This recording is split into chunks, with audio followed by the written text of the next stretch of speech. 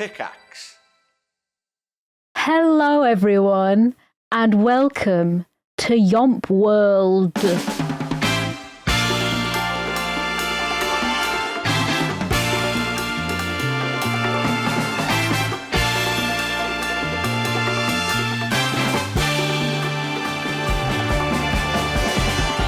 Whoa, I see what you did there.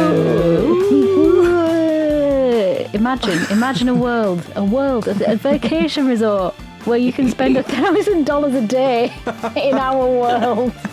Oh no! Oh no! It's if you had a Sophie world, right? It'd just be like tits, Biscuits, tits, cats. There's cats everywhere, all over YOMP world. That's a place I'd want to be. So. Yeah. We are a movie podcast, though. Unfortunately, we're not in the vacation business. Probably a good thing, to be honest. We're not, but we're talking about a vacation business because we watched Westworld in our randomly selected films that we rolled a dice, and we found that we had to watch one of Sophie's picks off the list, and fantastic stuff. It's Westworld. It is Westworld, the movie, the 1973 movie. That's correct, because they did make a series. Have you seen the series? I love the first season. It's right. Cinema, art, perfection. Anything past season one, it's not very like season two's like and then it just goes like really just not anywhere good. So if anything, watch the first season. It kind of has like a decent enough like ending that it's kind of self-contained in a way, right. but so you don't need to get yeah, like honestly, like it's not necessary to continue it. But I mean, you know, maybe I'm being harsh. Maybe it is good, but I personally just think the first season's the best. So I'm not going to say that you're being harsh, because although I've never seen it, you know that my opinions on everything is really bad. you're just like, yeah, no, it's got to be bad. It's got to be bad. I decide before I do anything. I'm like, well, that's shit because it's after 1995. Yeah. So, like people are getting arsey. The fact that I've got my preconceptions? Like I've already decided what I like, what I don't like. Who's getting arsey? Oh, people on the Reddit. Oh, I see. I mean, like, listen, everybody has their preferences, and you know, I think when you are in tune with a certain thing that you know that you like, it's very easy to go, oh, I don't think that's going to be my kind of thing. I promise I'm not taking it too seriously, by the way, listeners. I promise you. I think you've come around, though, on like things that you never would have really watched. For sure. And, you know, you've been like, oh, you know what? This actually has this good quality. And I actually came out really liking this film in the end, even though it wouldn't have been something that I would look to watch in the first place. So yes. And that's the beauty of it. That's what this is all about. This is all about exposure therapy for me to actually watch Heat. Yep. Again. It's all about heat. It all comes back to heat, baby. It boils down to heat. Or heat boils up to... It boils up to, Al Pacino. Al Pacino. Well, I mean, that's good. A good segue. Have you ever seen the film Westworld before? I have, actually. Yeah. Ah. So I'd watched this before and already knew what I was getting. The TV show is very philosophical. I see. And very, like, there's like surface level themes in this. Mm-hmm. Right? There's like the whole sentience and the malfunctioning and et cetera, and then the TV show goes very in-depth and philosophical with it, you know, with the robots and the sentience and the understanding and the feelings. You know what I mean? Like Yes. they exist. And there's the creator, and then like it goes into so much detail. Genuinely, I love the first season. I think it's just it just makes you think. It just makes you think, you know? And I love things that make you think. But the movie's a bit more like surface level. I hate thinking. That's fine. If you want something a bit more like, you know, it is what it is, but that's great. And I think that's what the movie is. You know what I mean? It's like, this is what it is. There's nothing really that deep to it, and it's action and it's fun and the robots are malfunctioning and it's crazy, and you know. You don't need to think about it, and that's why they made the series. I assume it's like they thought, this is a really good thing. Let's go into this. They weren't just what's the word, profiting off an idea like that didn't need to be profited off. You know, they didn't need. Yeah, they didn't really like they replicated the essence of Westworld and like what it is, and it's got the same themes, but without going into spoiler territory, you know, again, there's a lot more philosophical stuff. There's a lot more, you know, just weight attached to certain things about what it is to be human, and you know, the sentience and like artificial intelligence, and it's very clever, and there's a lot of good actors in it as well. So honestly, Sophie, like you know I don't recommend a lot of like to say to in your own time to go and watch it, but genuinely season 1, it's got Anthony Hopkins in it. I fucking love him. Yeah, he's great. So go and watch it. But, I will.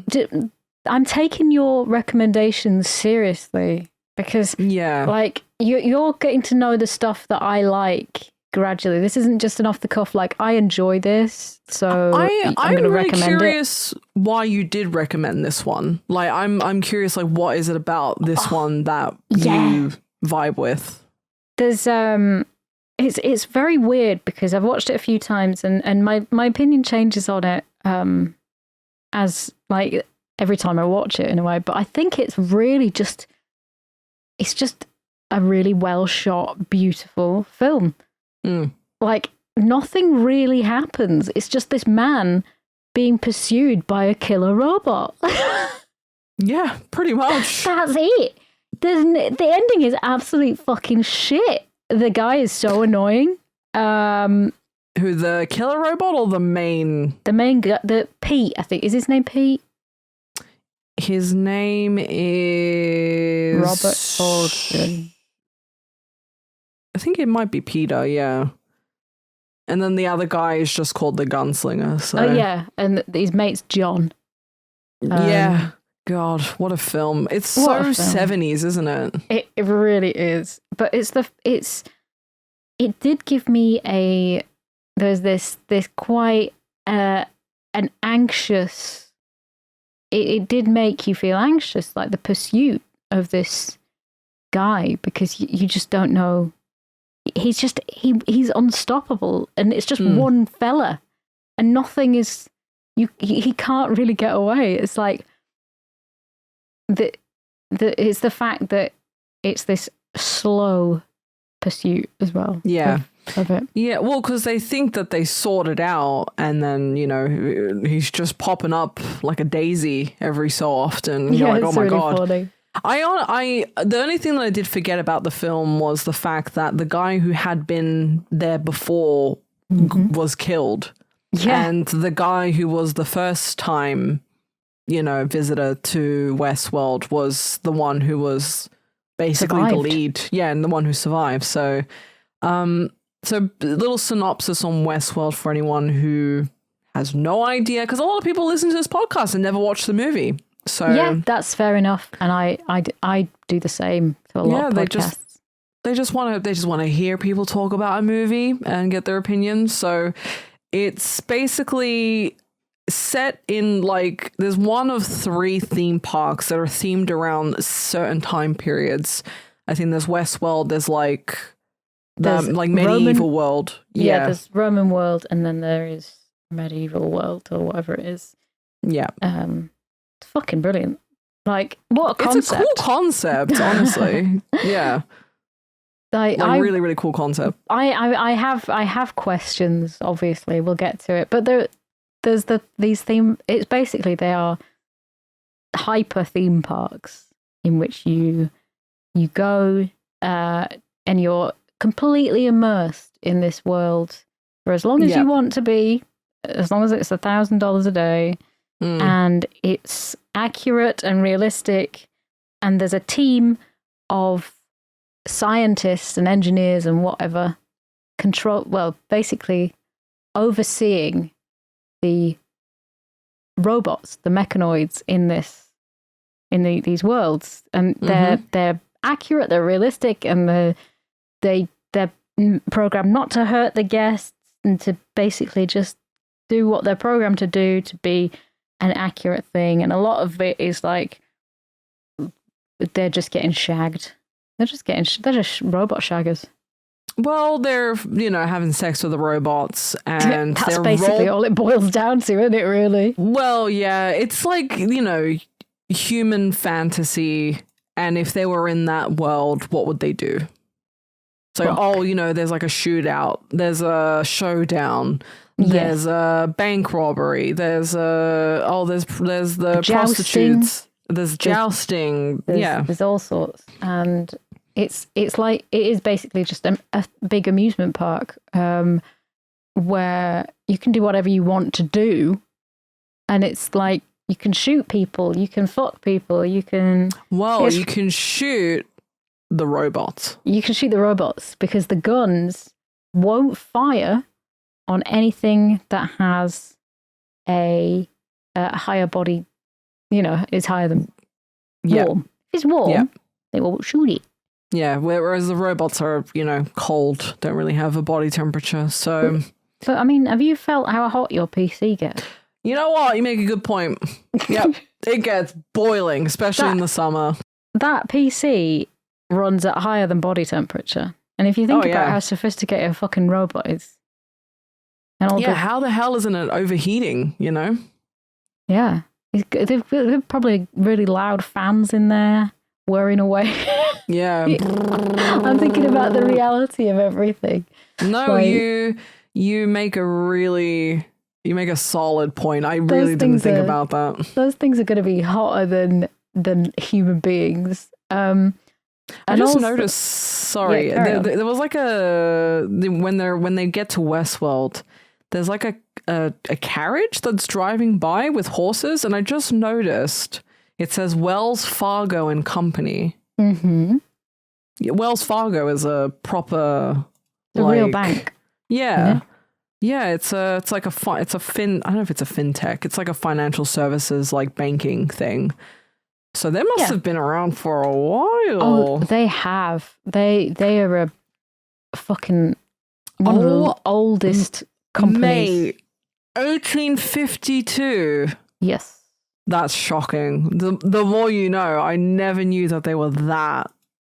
Wow. Yeah. So just subtle advertising in there, I guess. Well, I mean, I think is it being accurate? It's just accurate because that was kind of what they would have had on carriages back in day. Yeah, because the first thing when I typed in Wells Fargo establishment, the first pictures on the right are, people in carriages with horses. So there you go. I love how even from back in the old West, they were still advertising. It was all about corporate greed back in corporate greed. Corporate greed. Well, it was the fall of. I don't remember when the West fell. When civilization started to really take over, and it was not okay to just run and gun and steal and because obviously the more laws came in, the more democracy and all this stuff is that authority came into these places, the less and less acceptable it was to be a cowboy or to like break any laws or anything like that. They could get more away with that, around the 1800s, but yeah, the American frontier. The American Frontier, that's right. I'm watching Yellowstone at the moment. Are you? And Yellowstone is like cowboy stuff, but it's modern day cowboy stuff. And they're see. holding on to the bygone days and like what it was to be a cowboy and, you know, have a ranch and blah, blah, blah. So it's quite interesting. I'm reading a book called Death in Yellowstone or something like that. Really? And it's about all of the ways that people have died in Yellowstone Park over the centuries. Like from the beginning of when records began. And it's like, it's categorized, each chapter is like the methods of how people have fucking died. That's insane. And it's so very Yellowstone is like a park? Yeah, it's a national park. So it's like park. It's like the Lake District for reference if we contextualize it into that, or like the Yorkshire Moors. It's a big It's a big place that is not really, it's not like a fenced in place. It's an area of natural beauty, and people keep jumping into hot springs and melting, and getting, like, there's story, I'm reading the one about bears and bison at the moment. People keep trying to fucking put the kids on the backs of bears and then getting mad when people tell them off, and it's like, it's such an it's a book I've had in my like wish list, my Amazon wish list for years, and I was like, you know what, I'm going to get it and I'm going to read it, and it's good. And there's also Death in the Grand Canyon, which is another one that's people dying in different ways. You are so strange sometimes. Yeah. I love that your idea of a good time is like, how have people died in this national park? Yeah, and it's like, oh, it's so fucking interesting though, because it's full reports from the people that the rescue teams and the park rangers and everything. So it's like, oh, this person checked in here. These people hitchhiked in. So they didn't get the warnings, and then they set up a camp, and then they just didn't fucking come back. And then they found bits of scalp and clothing that was identified. And some other guys that were trying to take pictures of bears, and they got too close, and they were like, oh, that bear's holding a human leg. And then they had to shoot the bear because it's eaten a person. Not quite. Not very good. Have you ever played the game Firewatch before? No, but I know of it very well. Yeah, it's a good game. It's very, you know, you don't do a whole lot in it, but the story is very cool. It was one of the ones that was like a walking sim. It's like a...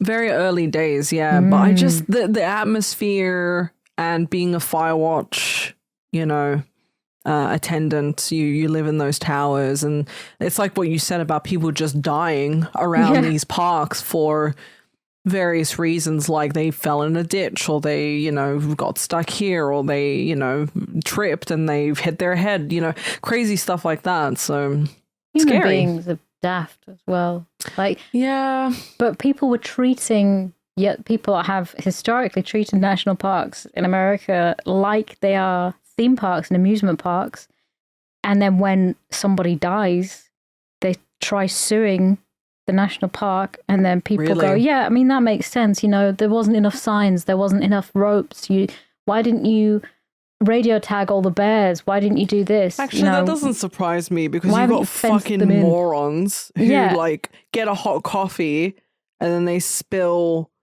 you know, a bit of coffee on them. I'm not talking about that woman. That woman that was really bad, yeah. Yeah, that's like a different thing, because like it was over like a ridiculous temperature, like just beyond. But it's like stuff like that where it's like, it's an obvious like, no, you know, it's hot in this cup, so like, you know, be careful maybe. But I guess in the case of those national parks, you know, if there's an area that is dangerous but it looks safe from the naked eye, and you don't know any better, and there's no danger or warning, or, you know, or it goes down quickly, or there's, you know, there's a sinkhole here or whatever, then yeah, I can kind of understand that, because it's Yeah. like, but again, it's like, how are you supposed to know all the dangers everywhere all at once? So they would have signs saying you are entering bear country, and like if there's the place with all the hot springs, it's like just stay on the fucking path, don't wander off. Like camp in the designated areas. But you like are given all the instructions, and there are places where you can stay. There are never hike alone. Do this, do that, and if you ignore it, and you get hurt, that's on you. It's like. But then there are judges that aren't involved, that they're, hundreds of miles away going, yeah, well, we'll give you a settlement. And then, but it's not fair. It's like, if you're just taking all of the naturalness, the nature out of this big national park. And it's like, it's not a theme park. It's just a piece of land where you need to respect it. And imagine the payout that Pete's going to get in Westworld. Pete, oh my god. I mean, it's not just even Pete, like it really goes haywire for anybody who's in the park, because at one point, they have one instance of a robot malfunctioning and harming, and another one, and then a couple more, and then they finally go, okay, so don't open up the resort to any new visitors. Just have the visitors who are here, carry out their stay, and then let's focus on fixing them. But realistically, there should have been like, guys, there's a bit of a problem, guys, we're having some issues, we're gonna have to shut the park down. You've got a full refund. They didn't even they were like, because they didn't want there to be any bad press, so they were like, okay, let's just tell the public that it's booked out. So like for anybody who wants to book later on, or like for further stay or whatever, just say no, we're all booked out, because they don't want to say the real truth that like the robots are malfunctioning and they're starting to hurt people, because obviously that would ruin it for future things. The movie literally started off with an advert for the theme parks, and interviews, and everything, and it was like, well, where have you been? I've spent 2 weeks being the sheriff of Westworld. Literally. Here's the thing. What do women go to these things for? Well, what, women don't have fantasies? Well, if you think about the fantasies that women, like Westworld, for example, I guess, women are treated like fucking shit.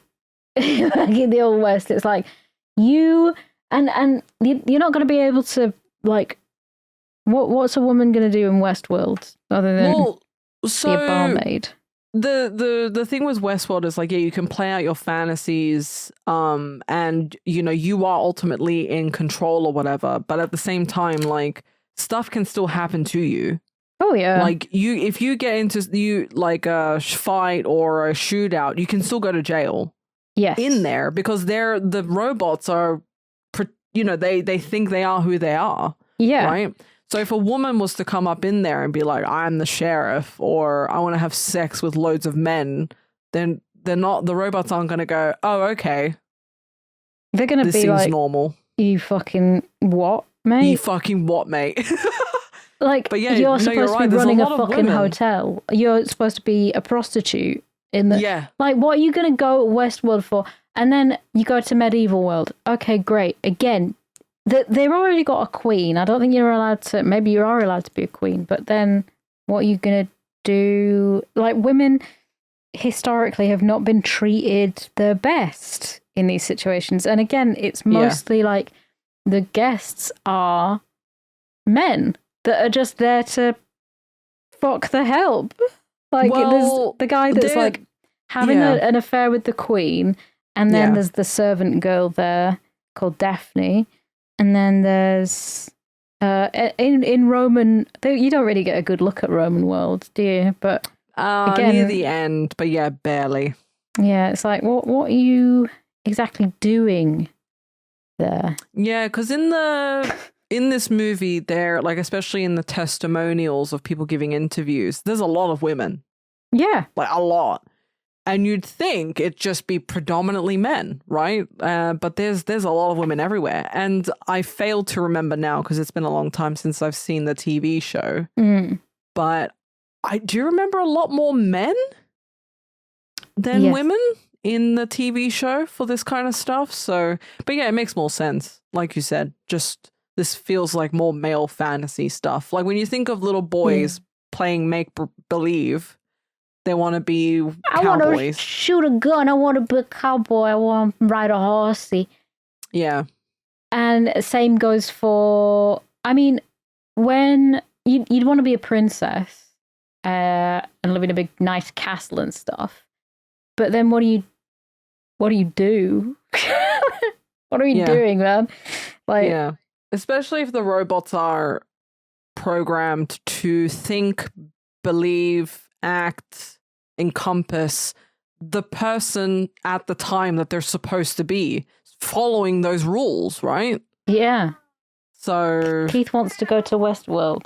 Oh, I want to go Westworld. I want to go Westworld. I want to shoot gun.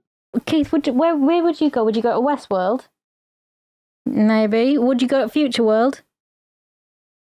That's in the next one. Sorry, mate. So you mentioned Future World, and I never knew this existed up until I was looking at the IMDb stuff and the ratings and the everything else, and then I saw Future World. This is 3 years after Westworld. Yeah, and I'm fairly certain that it's crap. I don't recall seeing it. I might have done. It's got a 5.7. That's not too bad. It's not horrendous. Yeah, it's got 13,000 reviews, but Westworld has like 67k reviews. Yeah.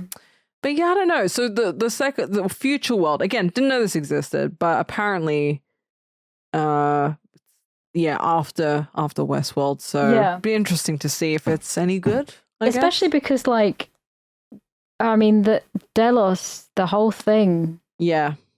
Everybody died. And then they think, you know what? We did that wrong. Let's try again. Yeah. Yeah. It's fucking weird. I again never knew this was even a thing, but it's not surprising. Is it? Yeah. I think that I would probably want to go to Future World more, but how far in the future? Because I mean, if they've not got like flying cars, it's just going to be like we're wearing silver spacesuits. And so you said you haven't watched it. I haven't watched it. Okay, so yeah, that's a good point. I'd be interested to see what their take is, because in the TV show they have like a Japan world. Like Eastworld. So, yeah, I don't remember what the other ones are because there's like plot points. Again, watch it; it's amazing. But I think they expand more on like other themes. So yeah, it's pretty cool. Again, I really love the concept. I think it's awesome. I do, because it is something that you like. I would love to do that. I think a fully immersive theme park. Yeah. With robots. I mean, I'm trying to think of what would be. I mean, basically a theme park, but it's like proper immersive. It's like LARPing, right? Yes. Like the people who fucking LARP, but you're like, right. Yeah. And especially the fact like the guy Pete turns up and he's like, they could have made it more comfortable, and the other guy was like, well, it's authentic. Like, it's not there for comfort; it's there for authenticity. And I'm thinking again, like, okay, well, what's the fucking point? Well, it's just mad because his friend, the guy who'd been there, I think once or something before. They're on the train going there, or they're on a plane or something, and then, he's so weirdly smug. Yeah, he's such a cunt. Right? And it's like, why are you so... He's like, I've been here before. And because he's meant to be like, I've been here before, I know what I'm doing. I've experienced this before. I'm your, I'll lead the way type thing. Yeah. But he comes off very like smug. He comes off very reason. smug, and also like he doesn't really want to talk to his mate. Like you find out that they are friends. Yeah, he's like they know each other, but Pete is fucking bombarding him with questions, and I thought he was just like a random like passenger who's just talking at some guy that's been there. Yeah, and because he's just so dismissive, like, yeah, they're heavy, they're quite heavy guns. Yeah. And I'm thinking, Pete, shut the fuck up and just enjoy the shuttle that they're on. It's like a hovering, flying thing. And the opening scene it's like it's reflected in inverted commas in the pilot's sunglasses, and I thought that was really cool. And it's like got helicopter shots that they've blue screened over everything. It looks fantastic, and you get to see the outside of the shuttle on these screens. It's like a first class lounge. How do you feel about, because it's a very different time, but do you like 70s movies and the way that like 70s films are filmed? Because again, it's very different to 80s. It's very different to 90s, right? Got a vibe, right? Yeah. So how do you feel about 70s movies? Okay. Love them. They've got this warm feeling about them in general, but it was like I love cinema from its inception of like the black and white things in the 20s and the 30s. I watched some fantastic, like the things that people could do with just in camera trickery or whatever. It's based on the ideas that they use in it, and I just feel like it sort of started accelerating in the 60s and the 70s and the 80s when they really got going, and they put so much into everything. It's got such a warm like film stock that they were using at the time as well. Beautiful. I mean the colors as well, the like of the 70s were very warm in general. Yeah, but I watched like I've seen this movie a bajillion times, but Willy Wonka, the Gene Hackman Gene Wilder one. Yeah. Sorry, Gene Wilder. What the fuck, Gene Hackman? What am I saying? Gene Hackman was in it. Yeah. Gene Hackman is like Willy Wonka. This was from, again, I for the life of me thought that it was a bit later. Like it felt a bit like, I don't know, 80s or whatever, but it's from 71. Yeah. Isn't that nuts? It feels like it's because it's such a it's a film that has stuck with people for such a long time that it is timeless. It does feel it, yeah. Because when I was watching it, you look at the fashion and the flares and the hairstyles, and you're like, holy fuck, this is 70s. Because it feels timeless to me, right? You just know it. And, I watched this film 5,000 times as a kid. So as an adult, you're watching it and you're like, wow. Yeah. This is from the 70s. It's this weird. Is crazy. It's wild, isn't it? Like, yeah. But I think that 70s movies, like sometimes when I'm deciding what to watch, I'm like, I'm in the mood for something of this particular decade. Like I go by decade rather than anything else, because I find the 70s so comforting. For some reason, movies in the 70s were like a comfort blanket. Movies in the 80s were getting sort of a bit more out there and a bit more exciting in a way. And then the 90s, I felt I was getting, it was getting away from me again. It was a bit more disconnected. But it doesn't mean that they're bad. It's just a different feeling altogether. Yeah, the way that things were shot. Like Clockwork Orange. Yeah. Like fucking mental. Very stylistic. Because the 70s fashion, I mean, all decades, all of these different time periods have like such varying fashion, but from like the, 30s, 40s, 50s, or at least the 50s and the 60s, you've got the traditional trad, whatever. And then like the 70s is so wild. right? Yeah. Like the men's clothing, the men's hair, the women's clothing, short dresses, you know, big mustaches, big hair, and it's just so wild and different It's for those fantastic. times. Yeah, yeah. And I find that a lot of the films of like the 60s, the 50s and the 60s, they were playing, they were set in different times to the 50s. Like if you had a film of the 50s, it wasn't like set in the modern day sometimes. You know what I mean? Of the 50s. Yeah, well, because it was like, I guess it's hard as well because there was a lot of like a black and white stuff between like when did like color come in, like late 60s maybe, or maybe mid to late, something like that. But like Planet of the Apes was color, and that was 68. So even when they tried to do futuristic stuff, pretty cool, pretty revolutionary. Yeah, definitely. No, I mean I'm wrong. There was a lot of things set in the time. Ignore me. Ignore me. What do you mean set in the time, as in like set in the 50s? It was like set in the 50s. It was in the 50s. We watched Some Like It Hot. That was, oh no, wait, that was in the 20s. No, yeah. It was set in the 20s. What about Psycho? Yeah, that was set in the time. That's 60s.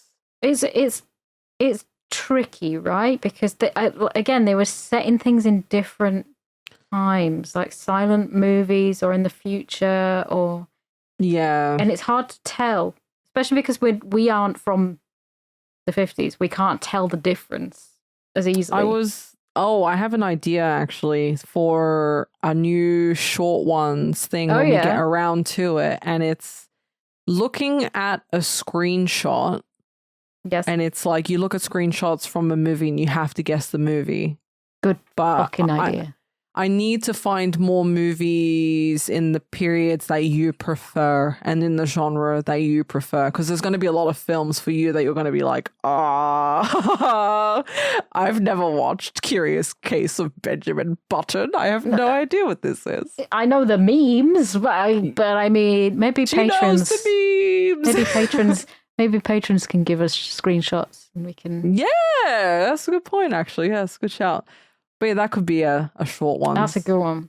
Short one's idea. But yeah, no, 70s film. I think the older I get as well, the more I'm like, wow, this is, you know, very well done, very nice. You appreciate a lot of the stylistic choices, you know, of those films at the time, and it feels a bit uncanny sometimes because when you have a film from the 70s, but you're watching it in like 1080p, or in like 4K, you're like, fuck, this is weird. Right. Yeah, it's like, wow, this is good quality. I mean, this is how it would be seen in the cinema, because it's it'd be more not blurry. Like, well, if they run it off a film and they're just projecting a film, you know, it's not, none of it is digital. So, I mean, there isn't really a resolution, but it's like, because I've had conversations with Joe about, like, you know how like when they re-release a film and they re-release it in 4K, and it's like the film from like this, like the 60s or the 70s, and it's like, how do they get it so clear?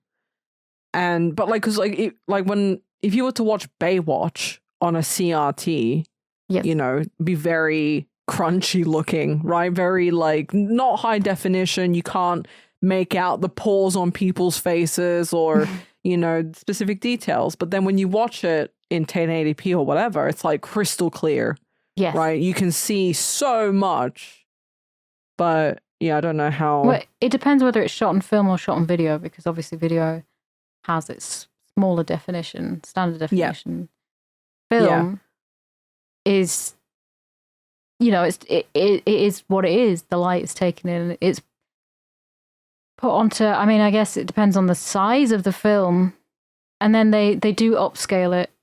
Yeah, so it's scanning 4K, original film negatives at high resolution, 4 to 8K, as film natively holds higher detail than digital. Yep. There you go. So then they correct and restore the footage frame by frame as well, depending on how old it is. Yes. So if it's been sitting in storage for ages, then it can degrade if it's not stored properly.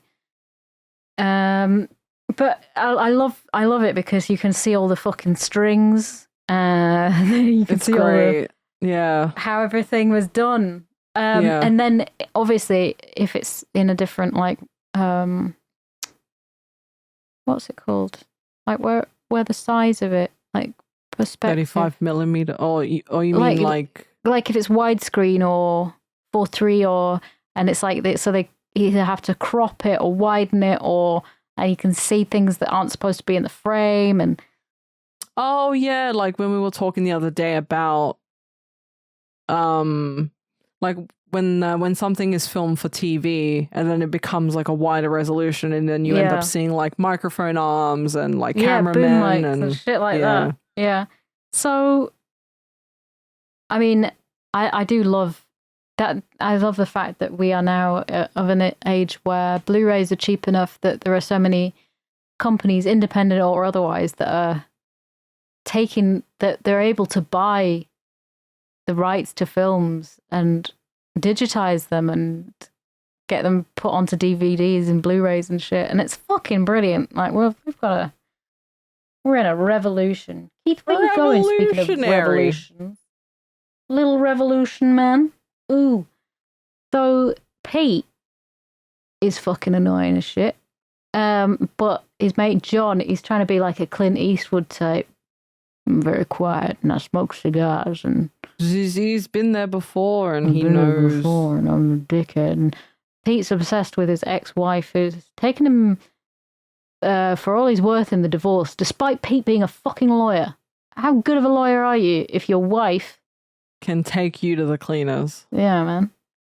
Bullshit. But funny. What do I know? You know, it's different times. But I love the thing. Do you remember when AI started to be a thing and it couldn't get hands right?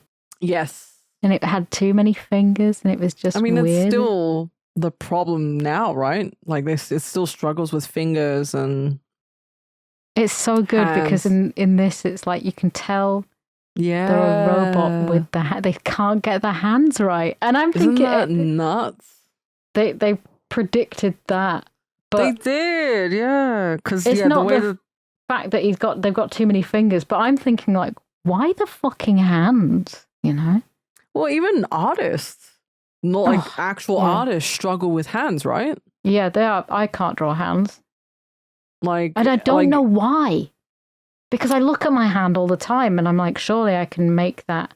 There's probably some like complicated explanation around it, but I guess everything looks different from different angles, right? So maybe with hands, like that thing I told you when the animator told his friend to put his hands on it, like, as if he was shouting. He drew it first. He got it wrong. He got his friend to do the hands, and then he was like, "Oh, thank you. This looks so much better." Because you can visualize something that you can't. Yeah. But it's like I look at my hand and I go, "Okay, that's great," and then I try drawing it. I'm not very good at drawing. I think that's the problem. I think you're very good at drawing. I think I'm a bit of shit. But it's like that saying, like, I know it like the back of my hand. Yeah, and I do, and but then I look at my hands and I'm like, oh, I thought I had a freckle there, and I don't actually have a freckle there. I liked it was in one of the Muppets films where he said, I know. It was the Muppets Christmas Carol. I know it like the back of my hand. Oh, well, tell me about it. Well, there's a freckle on my pinky finger. No. Tell me about, like, the place. Gonzo, you fucking idiot. Jesus. Oh, Gonzo. Oh, Gonzo. In Westworld, right, Pete and John, they have to share a bedroom. I'd want to be in my own bedroom. I'll do that. $1,000 a day. Authentic. I know, and that guy spent 2 fucking weeks. Isn't that crazy? Jesus. 14 grand.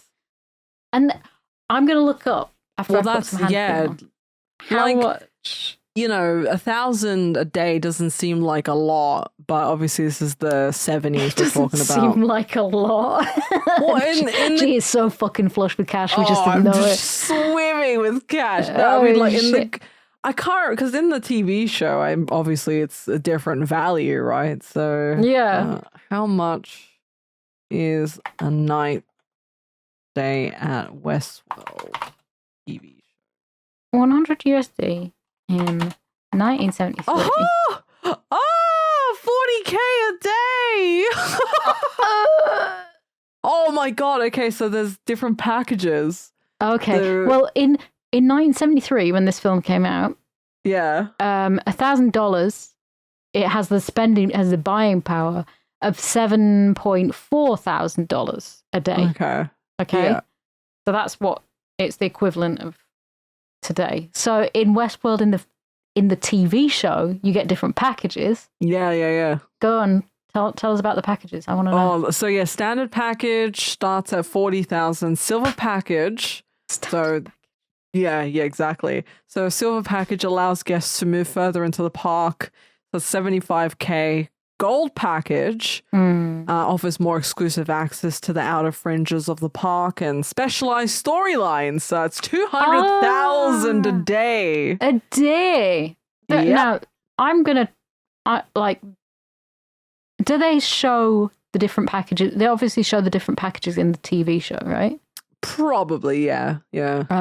What kind of shit goes on that they can do? That they're like, yeah, what are they getting up to in this TV in Westworld and like whatever other theme parks they have? In this one, right, in Westworld, they're sitting down to dinner.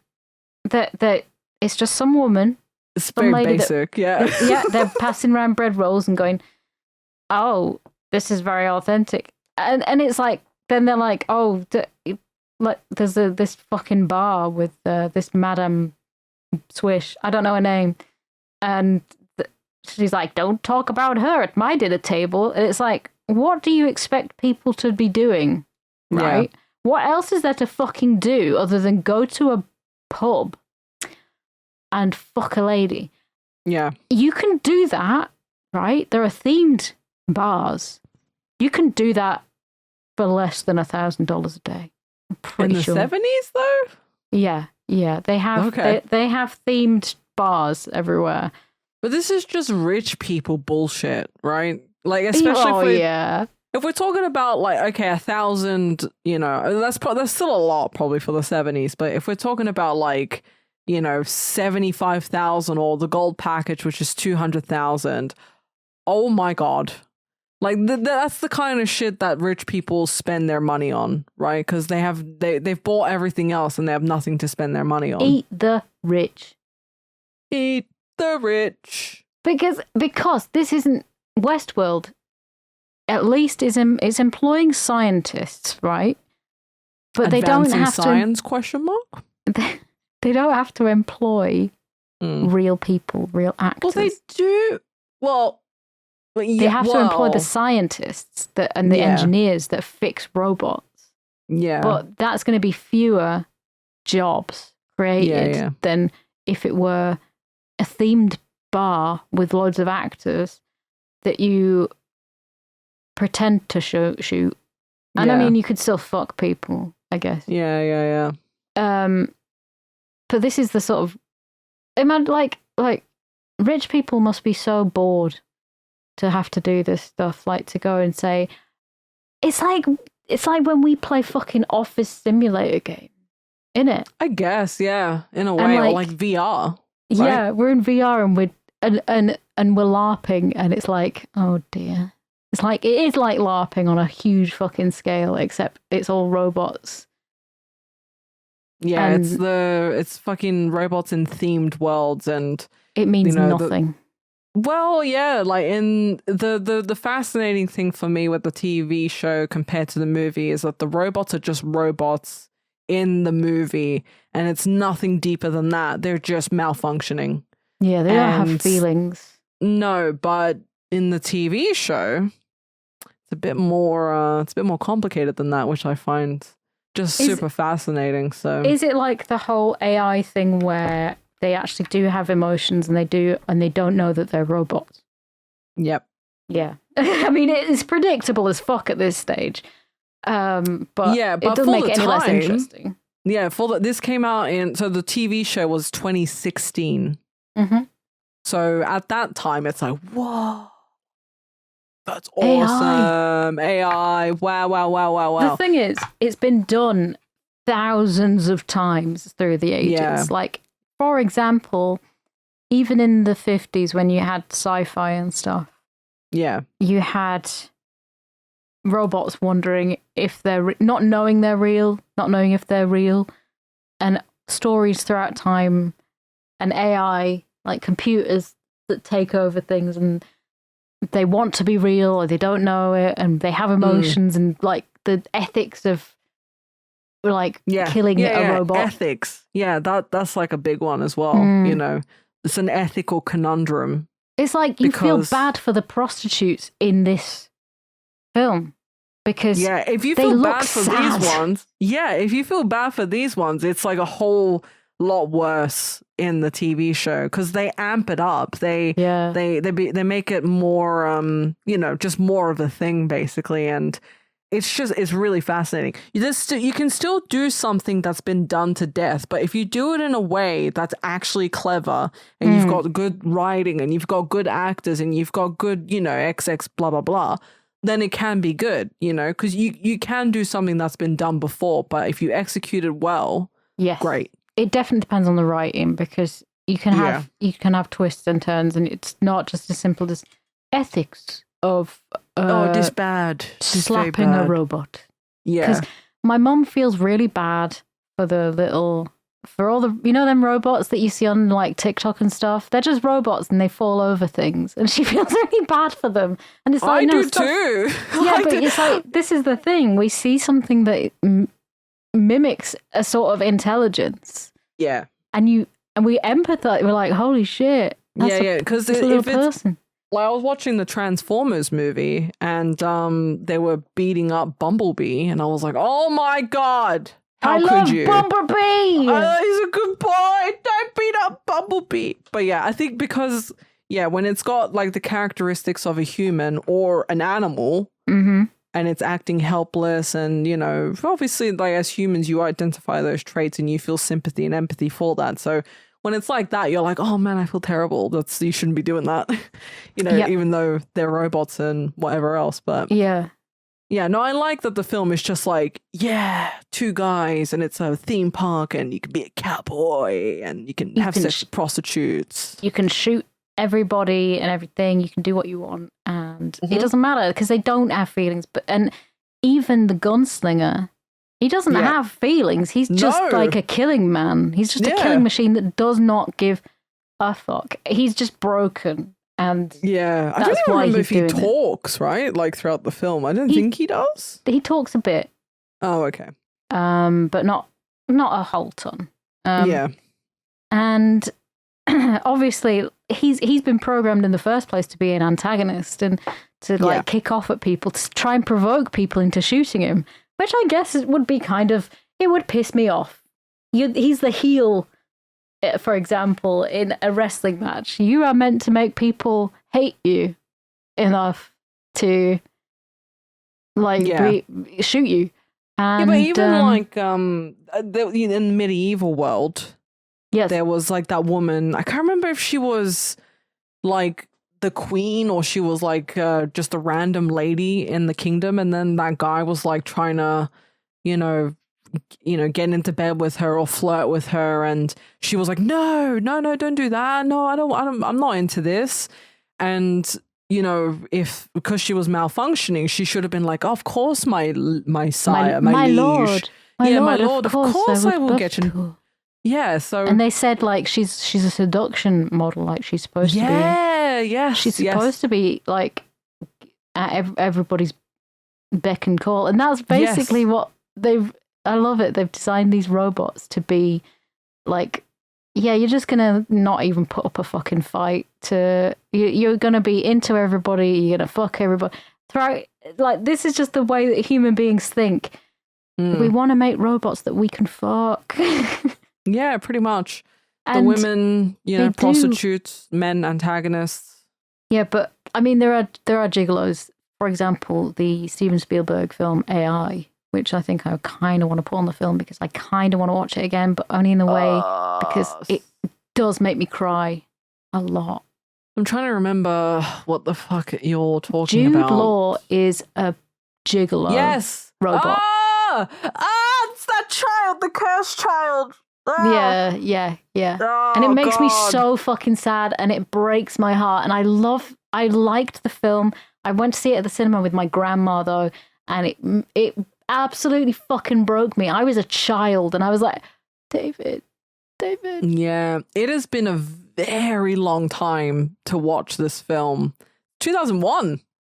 Yeah, that makes sense. It. I was 12. Yeah, this is a very it's just like what's that fucking movie, Sixth Sense or whatever. Yeah. You've seen that, right? I love Sixth Sense, yeah. Yeah. So it's up there, like for me. Like it feels like the same. But Yes. So he was a gigolo. Jude Law's a gigolo in this one. Right. And again, because people just want to shag robots. They want robots to do things that other people that people won't do. The jobs that it won't do.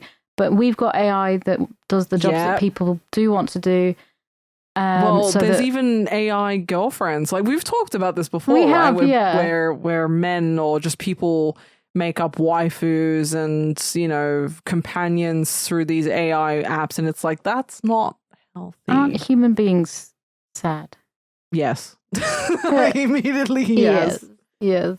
Yeah. But this is a bit of a ethical issue with that on so many bases, and I cannot for the life of me believe that it's even allowed to be a thing. Have you heard of the movie Her before? Yes. Yeah. You've seen it? No. But you know what it's about. Yeah, it's about a guy with a robot, his AI girlfriend. Yeah, so it's in the same vein. So Cherry 2000, or is it 3000? Cherry is a multiple of 1,000. He has this banging hot girlfriend, but she's a robot, and he rolls around in water with her, and she dies. But she's such an old model that they can't find another Cherry 2000 model. So he goes and he finds somebody who can find him a robot that is her, because he's broken his version, but they're obsolete. But then he ends up falling in love with the woman that goes to find the robot. Very fucking stupid. Very fucking stupid. Like, makes no sense. But in Westworld, they've put a lot of effort into it, and I think that I would like to be the engineer that does the robot snake. Oh yeah, the robot snake. He was not programmed to go chomping on guests, but he did. Yeah, he was programmed to be there, slither around, hiss a little, which is fucking amazing. Yeah, the fact that they made a little snake. Right, and the robots that they get in to fix, and you see that there's this robot dog and this robot horse on their sides in the lab where they're fixing everything up. This guy, Pete, they go to this bar, and then he fucks one of the prostitutes, and he fucks her so good that she malfunctions. But he doesn't actually, because the sex scene is him rolling on top of her over and over again. That's not pretty much. I've never had sex like that. I've never had sex. Well, you don't just like barrel roll on top of the other person? Isn't that how it's done? I thought it was, but then every boy I've tried it with has been like, what the fuck are you doing? Hear me out. Let's just barrel roll for the next hour, okay? You might like it. You might like it. And then I'll malfunction and my eyes will go shiny and I'll sort of like zone out. Yeah, just glaze over. Which is what some women... Some people do have to glaze over. I mean, especially when the sex is that fucking bad. He's just rolled on top of me. I'm just going to fucking disassociate. Yep. It's kind of fucking sad just thinking about a guy having sex with a robot. But there are some men who just fuck silicon dolls. So. Yeah, that's true. But also, right, the engineers have a job to watch them all the time. So basically, they're just watching people fucking the robots. Yep. Constantly. That's their job. You have to keep an eye on Sex Girl 69 and this man and this one and this one. You have to keep an eye on them and make sure they're doing everything properly. And then you have to watch some guy jizz in his pants because he can't quite believe that he's getting to fuck Sex Girl 69. And it's all very exciting. You just get to see people's bits over and over again. And that's what these people are paying $1,000 for. Yeah, in the TV show, again, it's like way more like there's a lot more nefariousness and a lot more like intricacies when it comes to, you know, like having sex or like them watching the guests, keeping an eye on everybody.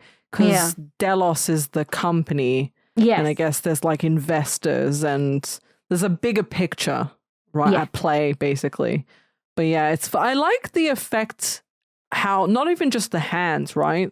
Which again, the women don't, you know, like the prostitutes, they don't have the weird effects on their hands because it's just an inconsistency thing. Yes, yeah. But when he's having sex with, you know, one of the women, you can see there's like this little light in their eyes.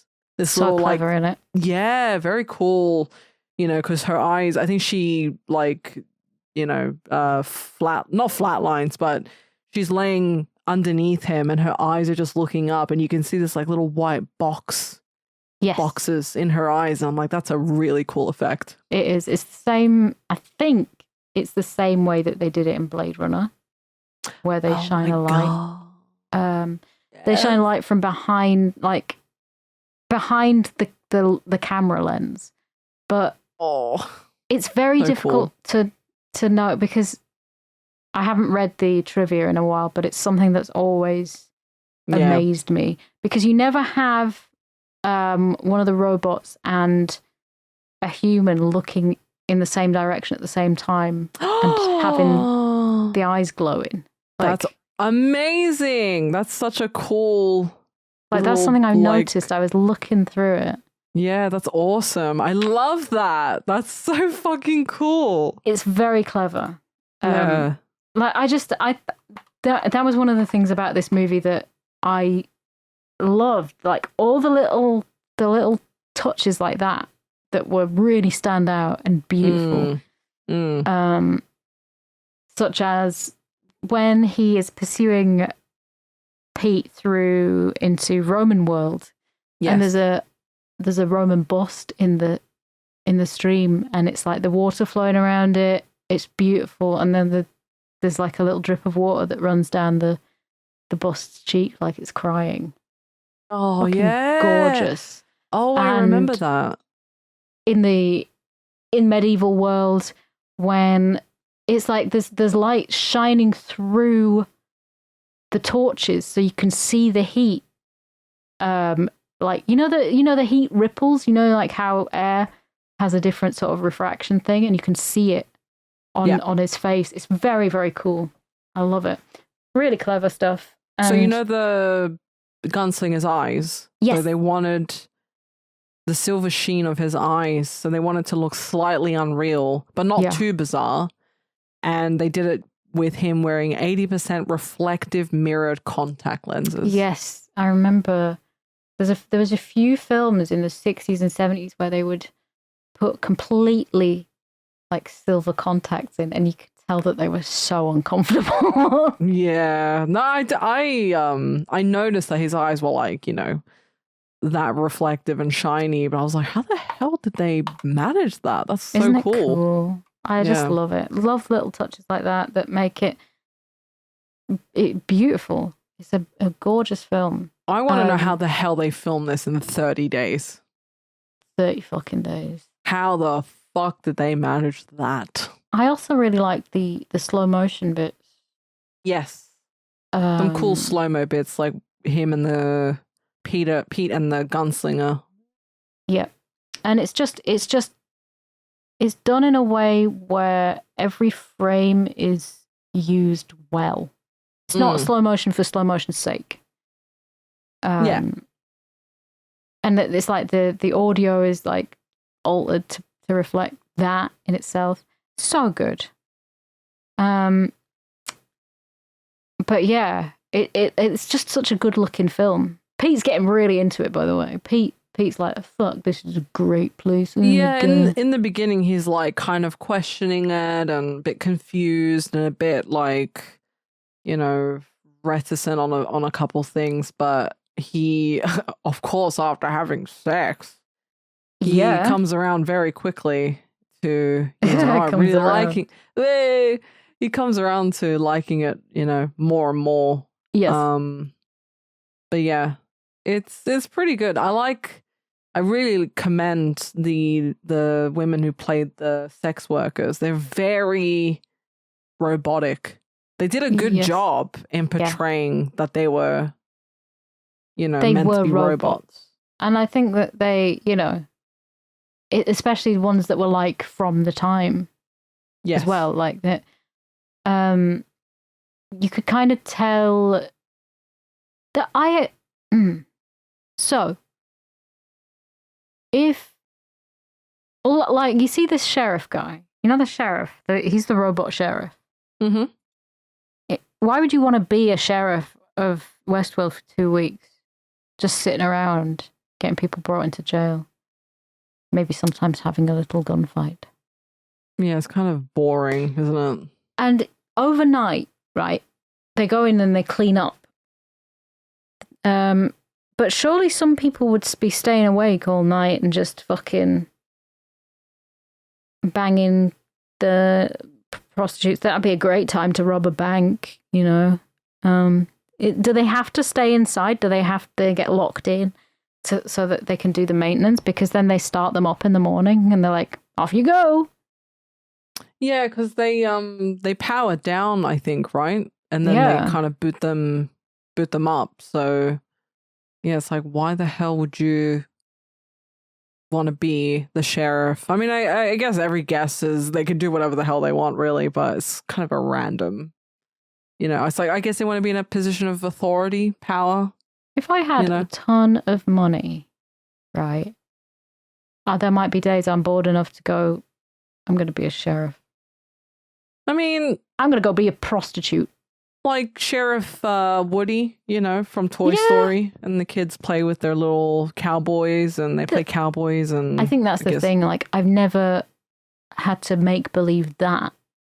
I make believe when my Barbies were going to like discos and stuff. Yeah. Like things that I used to pretend to be with my Barbies. I don't even fucking remember half the time. That's so sad. I want to remember my imagination, please.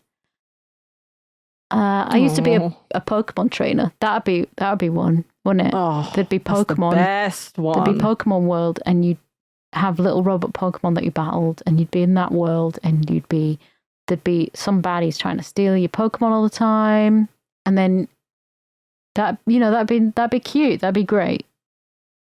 There'd be little Pokemon things to do. Yeah. Wait. So if you could have like a world like Westworld. Yeah. What would you choose? That's a good question. I was going to ask you the same question. Really? Yeah, okay. Yeah. So you can think about yours and I'll think about mine. I mean, obviously, some kind of gothic horror place would be cool. But like, the older you get, the more your feelings differ in like what your fantasies would be. Like, I just want to sit out by a river. I want to have a picnic and a cup of tea. Yeah, that'd be nice. I like I know it wasn't great for women back then, but I do find the like 40s and the 50s, 60s very fascinating. Yeah. I like the style. I like the technology. It depends when and where. Yeah. it is. Because if it was good for women, if it was actually good for women and you could have it that it was like, you know, fair and they were treated right and everything like that, I would. Because ever since the 20s, the women got more and more right against, like with them. Like, but yeah, it's a tricky one. If you could have it in a way where it was like good, you know, and it wasn't like in there was no inequality and women weren't treated poorly and whatever else. Everybody was an equal and like it was, that would be my fucking fantasy world, isn't it? I'd be a hippie. Oh, can you hear what we're saying? We're like, oh, imagine if women were treated fairly. Imagine Wouldn't that be cool? if women and people of colour were treated nicely. There was no wars. Just imagine everybody was paid a fair wage. Everybody was included and women only loved. want one thing, and it's disgusting. It is disgusting. Can't believe they want equality. Ugh. Ugh, disgusting. Women are so gross. To be honest. and I would just be a hippie, wouldn't I? I'd just be like, fucking. I can't imagine you as a hippie. I'm trying to picture it. Here's the thing. My attitudes towards life are very hippie. Really? Yeah. Well, like, my hippies are like, you know, weed, and fucking don't shower and live free. I think you're just describing a twat there. But like we just want like love for animals and nature. Okay. Yeah. You know, that's what I want. And people who can live the way that they want to live with no, you know, repercussions that they would be put in danger or hated. Hate and anger are such exhausting uses of your energy when you could be putting it into something beautiful and making something. Well, like hippies are very like live free, love who you want to love, fuck who you want to fuck, do what you want to do, write music, make art. Yeah, just very lax. Yeah. Don't want to follow society's bullshit. I hate society's bullshit. I think, you know, and that's good. We've got a balance going, okay? We've got the people that want to explode the world, and then we've got the hippies who want to keep the world nice and think people are a blight. But either way, you've got extremes on both ends. But nothing would get done. I know, exactly. You need to get things done. There's a reason that these things happen. There's a reason the world is not hippies. Yeah, if everybody was like, you know, just fucking around all the time, we'd have nothing. Exactly. You can't just live like that. So as much as it would be nice, you know. I think I would love to have. I mean, I'd like to. It's tricky because there's downsides to everything, isn't there? Can't have too much of a good thing either. Yeah, exactly. So if I was like in a gothic horror vampiric realm, I mean, obviously that'd be so fucking cool. But also equally, I'd just like to. You know, in your dream sort of day, you'd be pampered and just go to a spa. See, this is the thing. These things exist. Like £1,000 a day, I could go to a swimming pool, have a foot rub, and then write music and make some art, and have a realm where I could eat things. I could drink a fizzy drink. I would love to be able to burp. And wow, we live in the future, so if we can burp. Oh my god. Like the fizzy lifting drink from Charlie and the Chocolate Factory. I would be stuck on the fucking ceiling forever. Gee, you just ruined it. Oh my god. You just got a burp, Sophie. And I'd just be farting my way down. Farting my way downtown. It stinks. Holy shit. Help me. Oh my god, I followed through. I watched it the other day and it was just such a throwback. I always loved the scene in the candy store because I remember thinking the candy was so bright and so delicious. Just I can't explain it. Just very colorful, very delicious looking, very very scrumptious and very Scrumdiddlyumptious bar. Oh, a scrumdiddlyumptious, like when Charlie opens that Discs bar. of chocolate and stuffing it in his mouth. I'm like, oh yeah. All the chocolate looked so good, man. Yeah, like, yeah. All the sweeties and everything. Yeah. And even in the factory, in the oh my god. There's Sophie's realm. There's Sophie's Willy fantasy. Wonka. He wants to go to a fucking chocolate factory and kick the shit out of an Oompa Loompa. They're just robots. I can beat them up, right? This is me kicking one in the head. They're real people, Sophie. They're just little people. Oh shit! I love all the fucking songs in the movie as well. Every single Oompa Loompa song is basically them saying, "Don't be a cunt." Loompa doompa dee dunt. If you were a cunt, you're about to get punt. You will live in happiness too. Oompa Loompa. It's like the Futurama episode where they rhyme everything. It's the Oompa Loompa dumpity ingredient. You will never find the secret ingredient. Yeah. It's like it's like so obvious. I fucking love that episode of Futurama's great. There's so many, like, there's a couple of the Oompa Loompa songs that I can like remember off the top of my head, but yeah, a lot of them are like struggling with the rhyming part of the song, and it's like, okay, it's catchy, struggling but with a lot weird. of things in that film. Oh my god, I've ashamedly watched every single fucking Willy Wonka variation. I've seen the one from the 70s, which is great. Yep. I've seen the Johnny Depp one. Yeah. It's been a long time, but I have seen it. Yeah. And I've seen the Timothy Chalamet Wonka movie, where Hugh Grant plays an Oompa Loompa. Oh yeah. Can you believe it? Forgot about that. Now, to be fair to is it Tim Burton, the Willy Wonka one? The Johnny Depp one. And Deep Roy plays the Oompa Loompas. He's fucking great. I did enjoy that one. It was his own weird. You actually enjoyed that? Quite, yeah. In certain places, in certain ways, I quite enjoyed that. It was a very weird realm. Like, but it annoyed the piss out of me at the same time. So, yeah. You mention it, I would love to watch it again, genuinely, because like this came out in 2005.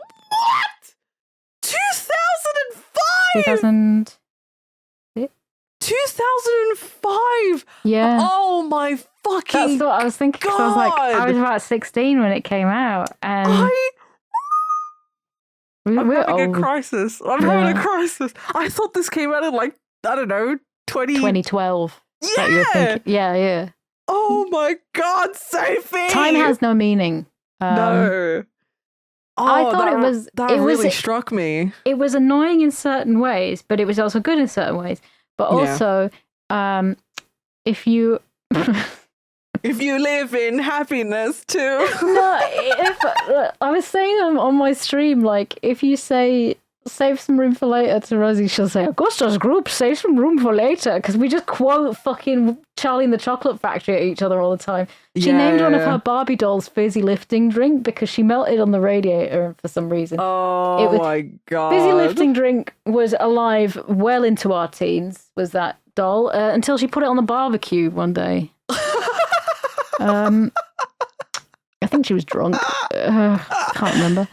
But I love the what was it? Yeah, no, so I always quote, "Snozberries taste like snozberries." And then the fucking woman comes in, she's like, "Snozberries aren't real."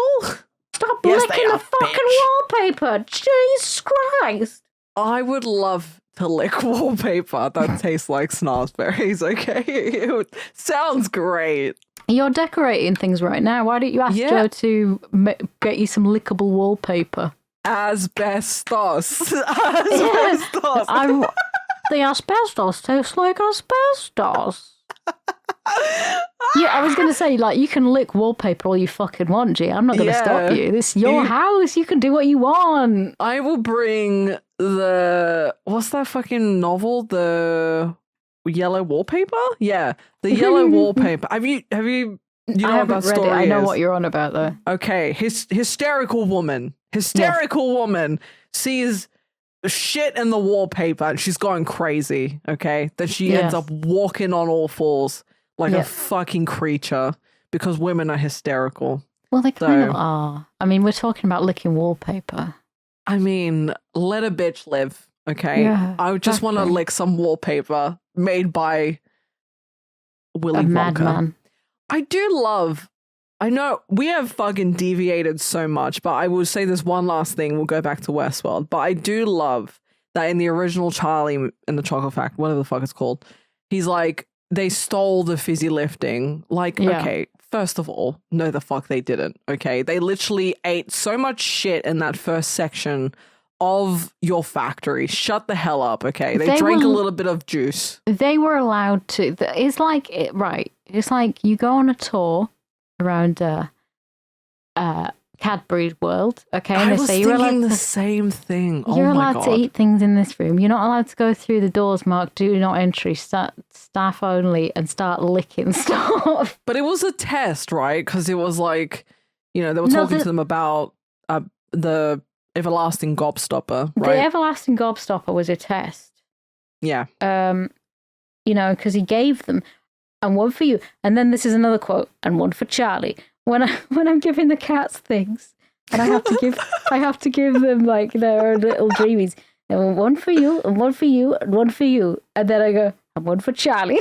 And one for Charlie. What about Charlie? I think Grandpa Joe. Yeah. Also, what about Charlie? Grandpa Joe, bro. Grandpa Joe. I can't walk. Oh, I'm bedridden. I'm on benefits. Yeah, literally. Fucking benefit fraud.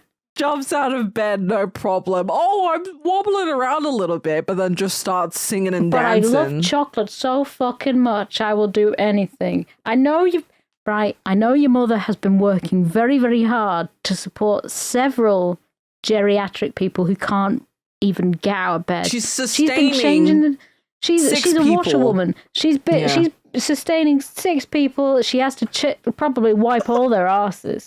Charlie's doing fuck all. He's going to school. No, Charlie was he got like a paper round. Yeah.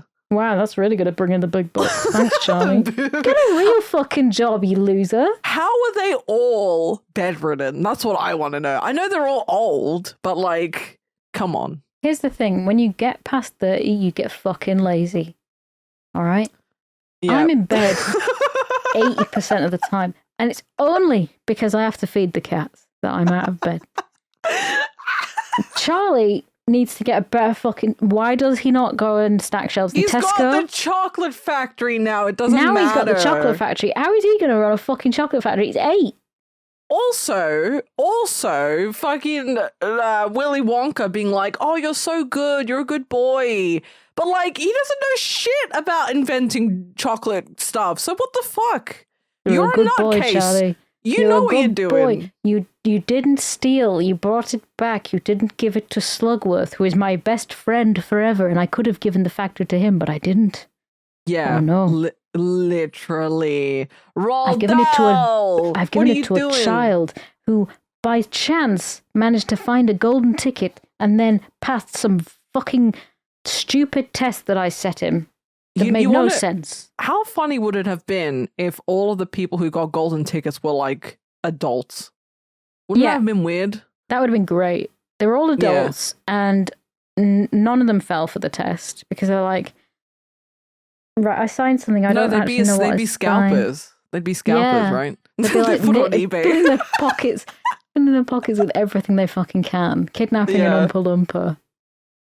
Why hasn't Cadbury or one of these like evil corpo chocolate brands made an everlasting gobstopper?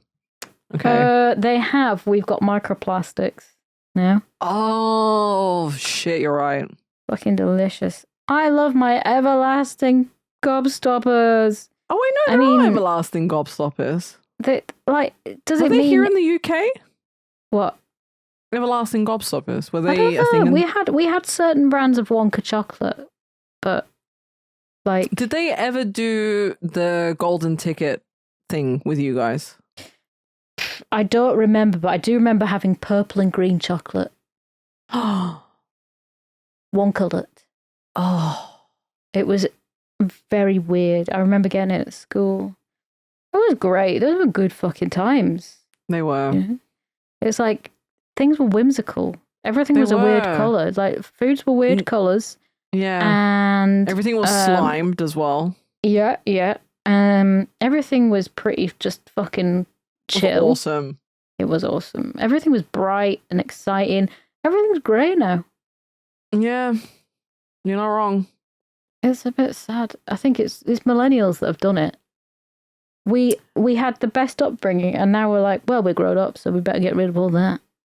Yeah, I think there's a lot of like I hate the grey stuff personally. I like cut like pops of color. Try the grey stuff. It's delicious. 50 Shades of Grey. You say what's It's that, from- Sonny? Speak up. Try the grey stuff. It's delicious. It's from Beauty and the Beast. Fucking magical, wonderful film. You don't believe me? Just ask the dishes. Yeah. Yeah. Oh my god, Westworld. Westworld. Oh yeah, I forgot about that. Oh my, we've been on some awesome tangents today, I'll say. I've loved it. Like, yeah.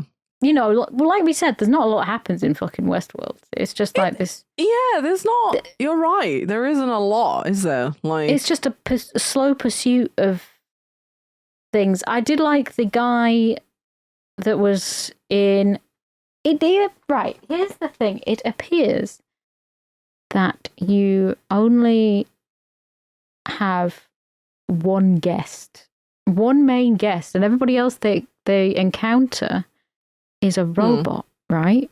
Because no, there's loads of guests, aren't there? Yeah, but like, what are the fucking guests doing? And how do you not know? How do you know? Yeah. Yeah. How are you supposed to know that woman carrying towels is not another guest? This is the thing. It's like there's loads of people that are servants in Westworld. You can't all be a fucking queen. You can't all be a fucking sheriff. Somebody's got to be. Maybe they only have a certain number at a time. Yeah, somebody's got to be some stupid loser. Like, yeah. It's like, well, God, sorry, they got there first. Yeah. And we've all been in that situation. Yeah. No, I see what you're saying. And but also there's other parks, right? So you've got like the Roman one, then the medieval one. But there's like one guy in the medieval one. And then one guy, yeah. Well, no, it just seems like there's one guy because everybody else that's there, you've got the queen, who is a robot, and then you've got her handmaidens, probably robots because they're just kind of why I've gone to medieval world to be a handmaiden. I get right, okay. I've devised a theory. If I was a handmaiden in this place, I would be maybe trying to fuck the king. Something like that. Do you so you're trying to say that like the robots, do you think they're getting up to their own little drama? No, I think it's all programmed. But like if I was a guest and I had to be a handmaiden because I couldn't be a queen or something, like there's a reason why I couldn't be someone higher up. So I have to be a servant and there would be their own thing playing out where I do get somebody that's like the emperor or something in Roman world, or I'm trying to think of ways that would be interesting. It's like the sheriff in Westworld, right? So you're talking about being a guest, and what would you be in able that world to do? Like everybody is standing around looking at this new sheriff, going, "Okay, yeah." And it's like, okay, so maybe some of them are guests, but how would you know that is a guest or a sheriff or whatever? Or a robot. By their hands, it's just, right? Yeah, I know, but like... It's harder to tell in the TV show, I'll tell you that much. I don't have to listen to some guest telling me what to do as a sheriff. Like another person telling another person, not a robot, right? Yeah. Yeah. I could beat the shit out of him. I can't shoot him, but like my fists still work. The park would get involved, right? Or like the people in charge would get involved at that point. But yeah, you raise a good question around... The people didn't manage to get very involved when everything went wrong. They were only getting involved really when the malfunction started to crop up. the malfunction started happening, and they were like, "Wow, we've had a load of central ones, and there's a few that have been across all the different parks, and it seems like it's like a virus that's being transmitted." And it's like, yeah, okay. And then, right, things start going a bit fucking shitty, and like, oh my god, he's hurt. It's hurt a guest. Oh no, it's killed this guest. Oh fuck. Yeah. And well, it started off like small, right? Yeah, like it was losing balance and.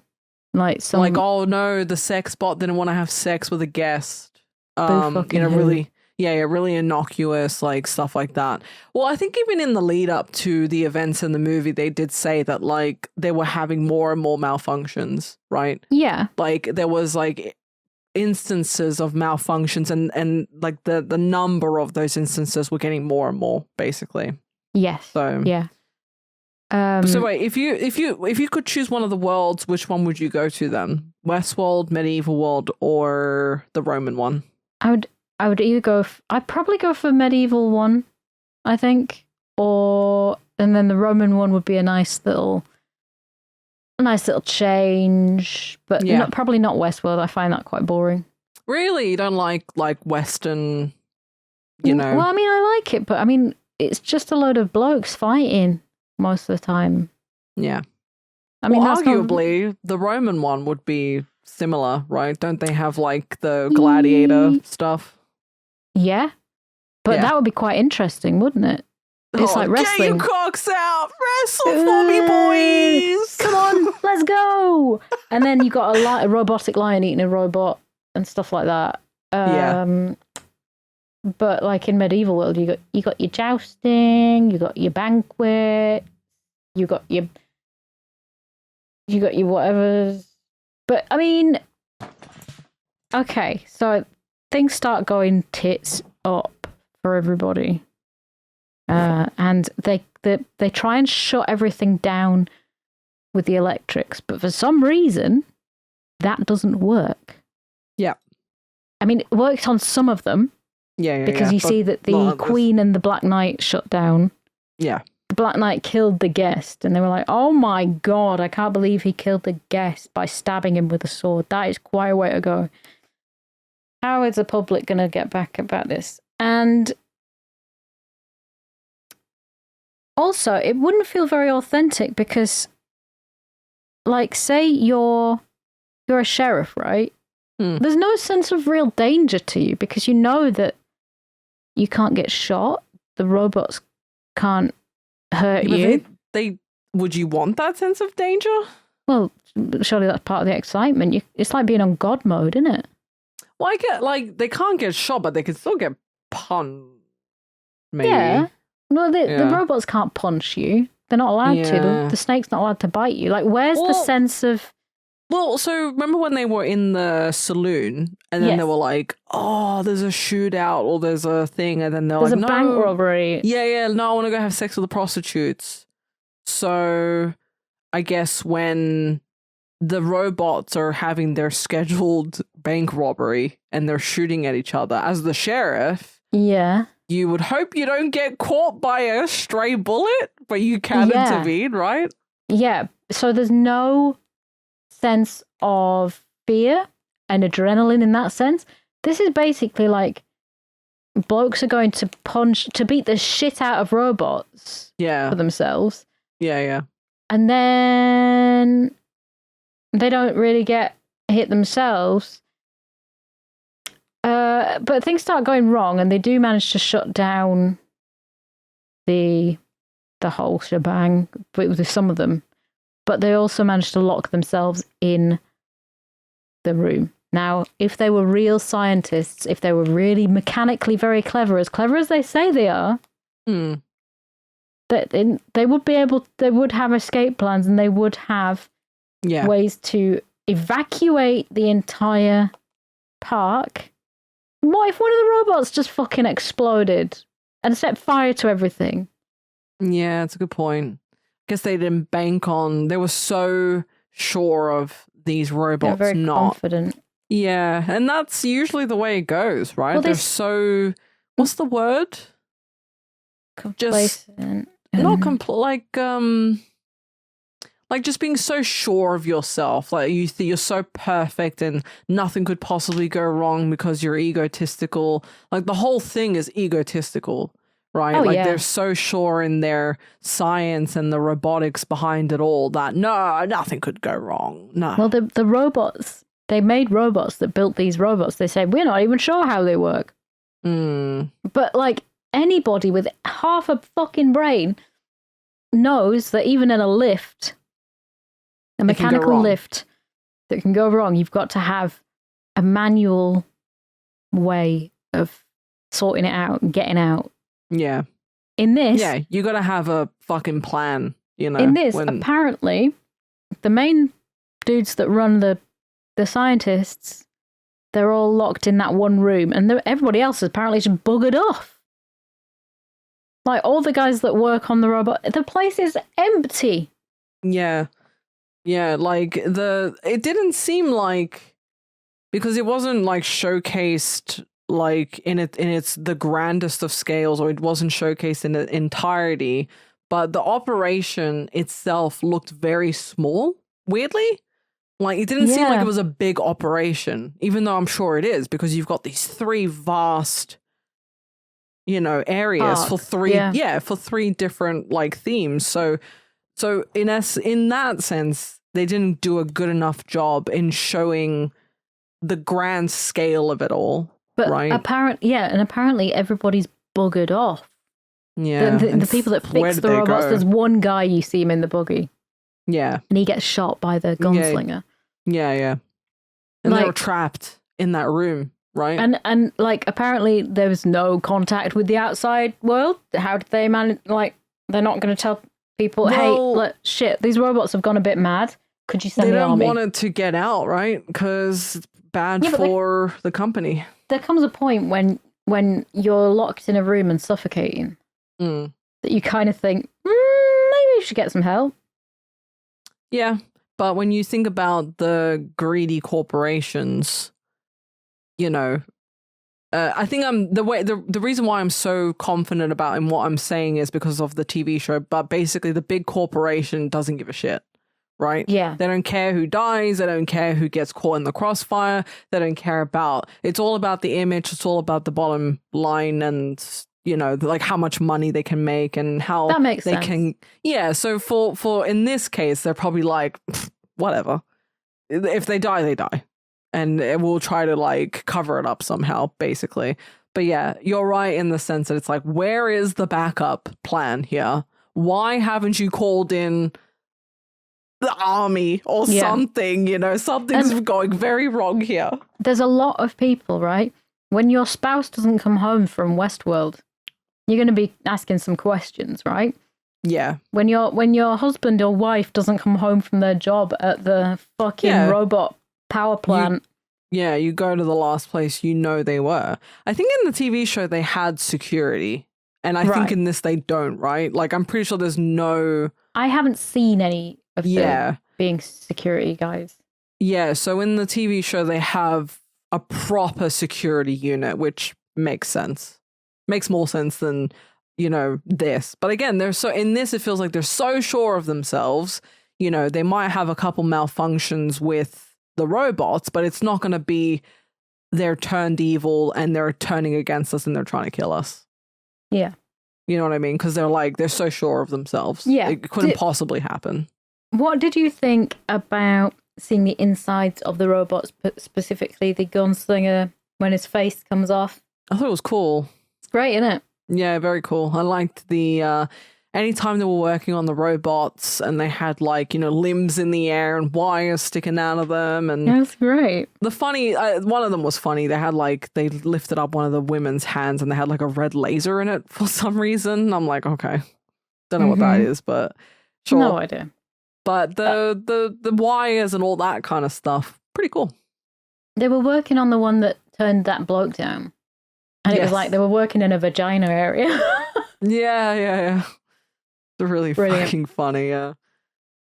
But yeah, the everything's starting to go a bit fucking batshit. But most of the people in medieval world have gone, right? When the Black Knight's fighting the guest. Where the fuck is everybody else? Well, Anyway. when they go to Roman world, a lot of them, the robots have been killed, and probably guests. Yeah, there's a lot of dead things lying around. I think they killed a lot of the guests just because they'd gone a bit mad. I think even if they weren't programmed to be antagonistic, they would have.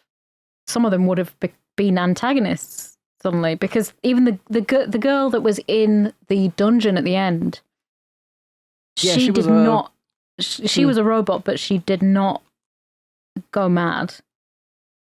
You know? No. There's she didn't also malfunction. Versions and models. The queen didn't. Oh, yeah. So maybe it was like one kind of model version that. I don't know if I feel like they did mention this, but I could be misremembering, but it would make sense that certain versions and models of these robots might be a bit more prone to, which is essentially what's happened, especially with the gunslinger. He's become sentient, or the wiring made it so that they're attacking humans when previously they wouldn't. Like, which one do you think it is? Do you think they've got sentient, or do you think they've just No, okay. I think they're just gone mad because he's still doing what he's supposed to be doing in a way, but he doesn't have any brakes on.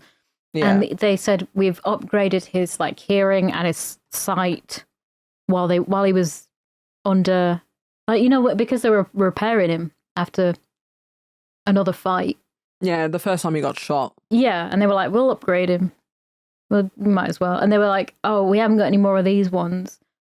Well, we'll get one of the new units and stuff it in and see if you can move the rest of the stuff up inside her. Yeah. And put a new central unit in. And thing is, though, the guns, why do they suddenly work on humans? You know? Are they robots? Well, my question for that would be, were they not pulling the trigger? Well, maybe, but the guy when they were pointed at the humans, right? Well, he tried it. Pete tried it in the bedroom, and it went click. Because he held a gun. And, so... Oh, I was going to say something probably really profound. I'm curious now, because it's like, how do the guns work in the Westworld movie? Yeah, and it says battery low when he's holding it because his battery doesn't work. He's got infinite bullets in that thing, apparently.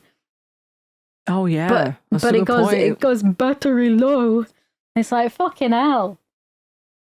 So according to this website, it says, programmed to prevent guests from being harmed. They use advanced sensors to identify targets, allowing guests to kill robots with lethal shots, but firing only non-lethal, low-velocity simunitions at humans, preventing injury. So I think they can be shot, just at lower velocity. That's what that does make me feel safer. I've got to say. It's like with paintball, right? Like, it still hurts, but it's not a bullet, but it feels really bad when you get shot with it. But I don't think it's the same veracity and velocity as the bullets in Westworld. Like airsoft, basically. Yeah, like I would not want to be shot with a paintball pellet or like an airsoft pellet or what. No, I'm good. But that would make it feel real-ish, being shot at like that. Yeah. I guess if you really want to... But he didn't get shot. It's like the gun didn't fire anything when Pete shot at John.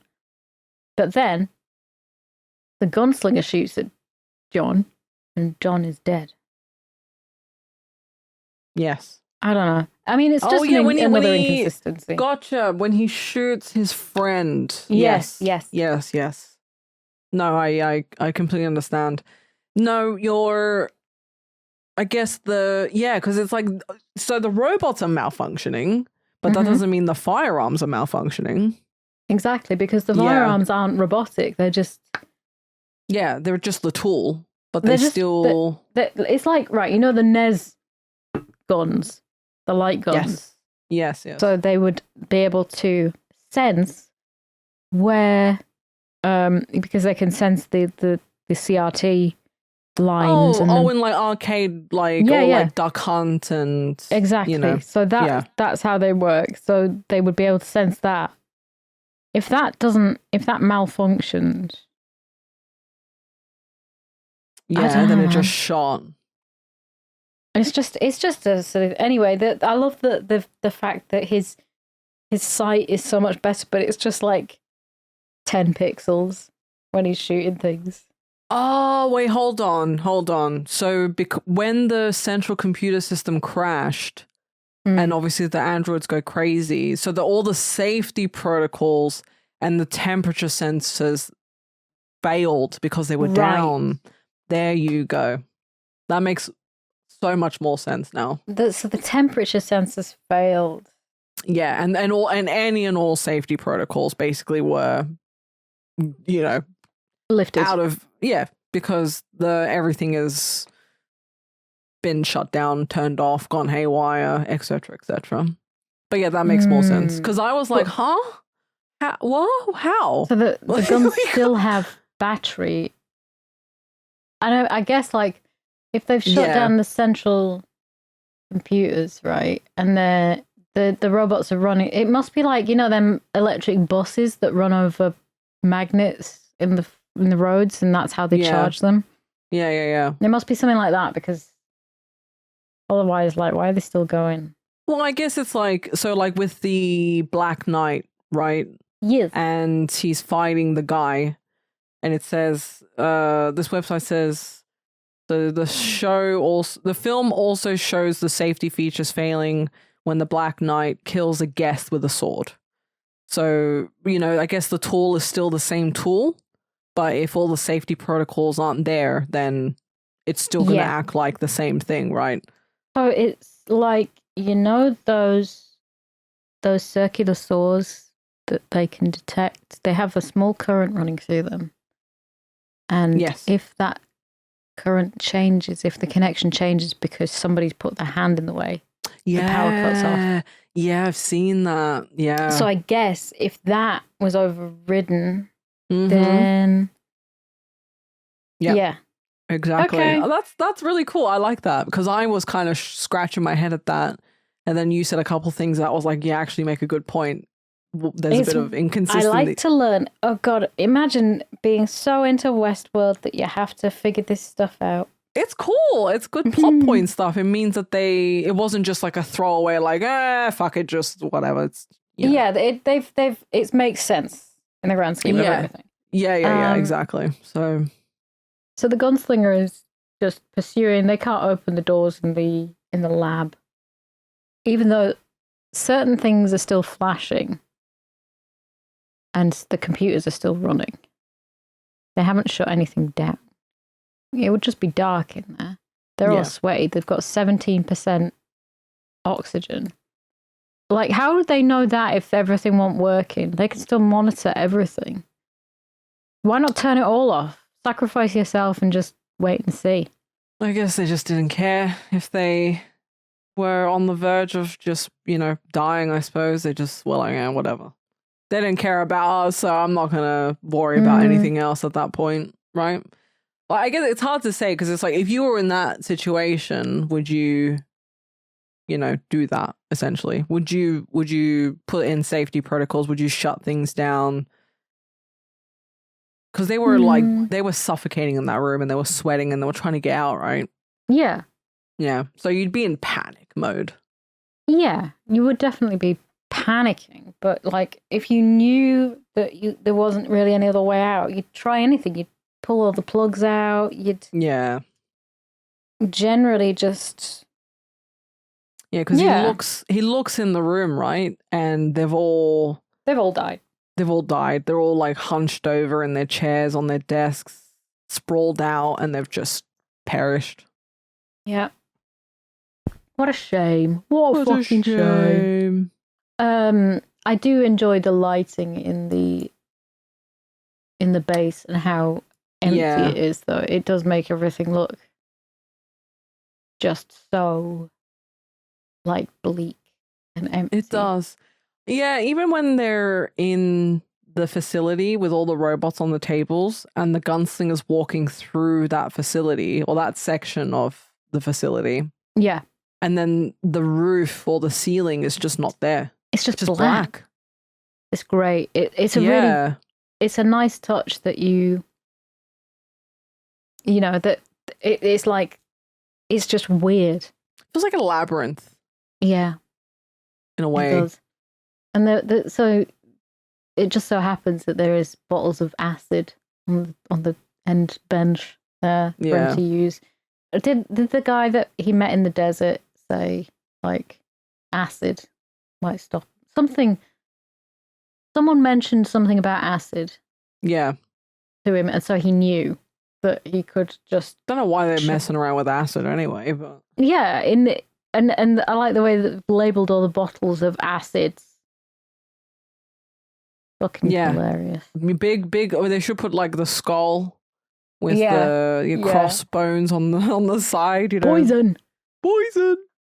But he just chucks it in his face and his face melts off, and that's a very cool... Yeah, it's a cool effect.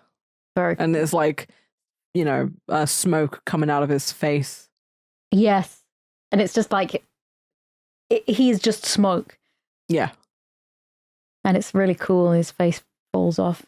And Pete's trying to blend in by just laying on a table like all the other robots. Big horse robot there. I'd hide behind the horse robot. I love that big old horse robot on the surgical table. Yeah, surgical table. It's pretty cool. But the thing, again, is that he is able to really sense things by heat, apparently. And movement and stuff. Yeah, because he's on the table and he's like pretending to be one of the robots, right? Yeah, so that's a really stupid, what's a stupid hiding place? It would have been stupid, because the gunslinger would have seen him before he got next to him. But in the movie, he only, luckily for Pete, you know, over here. For Pete's sake! For Pete, stinky Pete! He only detected him once he was next to him. Yeah. So, and then he threw the fucking acid in his face. But yeah. But he managed to see, like, his vision is fucking awful. Oh my God. Yeah. Like, pixely as fuck. They upgraded this man to have good vision, and look at it. Isn't that mad that that's what they see? I mean, as long as it's like Geordie LaForge in Star Trek. Like, he sees what better than we do because he can comprehend a lot of the different wavelengths, but he can't see like we do in a dull thing. So I just think they can pass like the world in ones and zeros. So yeah, that's a good point. But I mean, even having acid chucked in his face doesn't stop this guy. Oh no. Not at all. He's just still going to run, and they go into a medieval world where the Black Knight and the Queen are just sitting on the thrones because he won. Did the Black Knight? He won his queen. He did, yeah. But they're like just sat there not moving because they're shut down. Yeah, yeah. And but this is where you see that now he's into heat vision, and he gets confused by a torch, even though it's not that confusing because even I can see Pete. Well, he fucking just ran out of the frame, and he saw him run out of the frame, the idiot. Moron. Like, but he looks like quite worried and scared, does the gunslinger. He's like trying to figure it out, and he looks quite worried in a way. He doesn't look worried. He looks a bit perplexed. I like slightly worried, actually. I'm looking at it now. But he looks very bewildered. Like, in this, would the robots in medieval world not get confused all the fucking time? Oh my God, yeah, that's a good point. I don't know where the door is. Like, because even in Westworld, they would be still using, like, lanterns. Yeah, and there'd be fires out in the desert and like what the fuck? Or actually, no, would they be going that far with it because they're not functioning outside of, you know, the scenarios that they're in with the humans, right? Or for human entertainment. So maybe not. But yeah, I do find it a bit strange. He gets very confused by the flame in medieval world. He's like, oh, yeah, what is going on? Like maybe it's like, oh, man discovered fire. Oh, bunga bunga. But he does get set on fire then, which is detrimental. Love this body burn. This is fucking incredible. Love it. Like the actor that's doing it, great. The sorry? The actor that's set on fire. Yeah. And he's just wandering around. So you can only be set on fire for a number of seconds because you have to hold your breath because you can't breathe when you're on fire. So they have to train themselves to hold their breath, and you won't be able to see because obviously everything is very, very hot when you're on fire. Wearing a mask and they get like protective clothing and they're covered in like protective goo. Yeah, usually whenever somebody's on fire in like a movie like that, they do a lot of like slow-mo shots. But it's really well done. Like that guy on fire, fucking cool as hell. Yeah, no, it was really cool. And you'd think that would stop him, but it doesn't quite do that yet.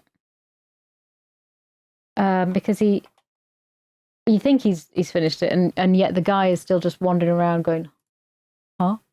Goes down into the dungeon, find the girl and he's like, drink some water. He's like, no, I don't want any fucking water. And he's like, no, drink it, bitch. And then she dies because she's a robot. Which was really stupid because he didn't think to look at her hands, or I don't know. I mean, yeah, he didn't think to look at her hands. And why did chucking acid in his face not even work very well when acid is mostly water? It's a fucking liquid.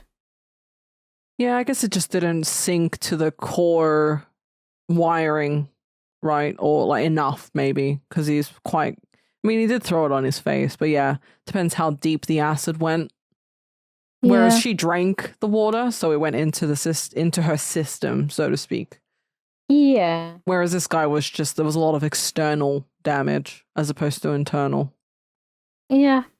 I guess so. And then he falls over and his face falls off. And then I love that shot. Yeah, he dies because he's full of fireworks. Baby, you're a firework. And I love it. He looks like a shitty Guy Fawkes that's just full of fireworks, set on fire. Absolutely incredible. And then he's probably dead. And then this is where the fucking film ends, though. He just sits down and he's just like, cool, I guess.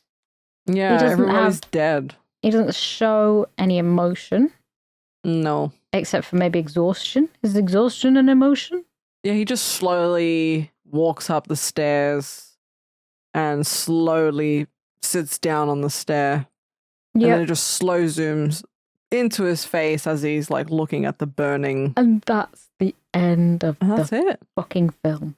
And it's kind of abrupt, isn't it? Yeah, especially with the lead up that's like an hour of basically them fucking about in Westworld. Yeah. And then you get a little bit longer of man in pursuit. Nothing gets solved. It just sort of ends. Yeah.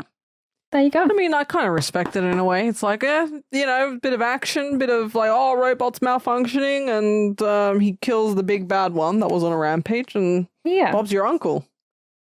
We never said it was a complex film. Oh, it's not complex at all. Like, it is very, very, very straightforward with a couple question marks here and there in terms of like, how do things work in this instance and that instance? But overall pretty damn straightforward. Yep, it's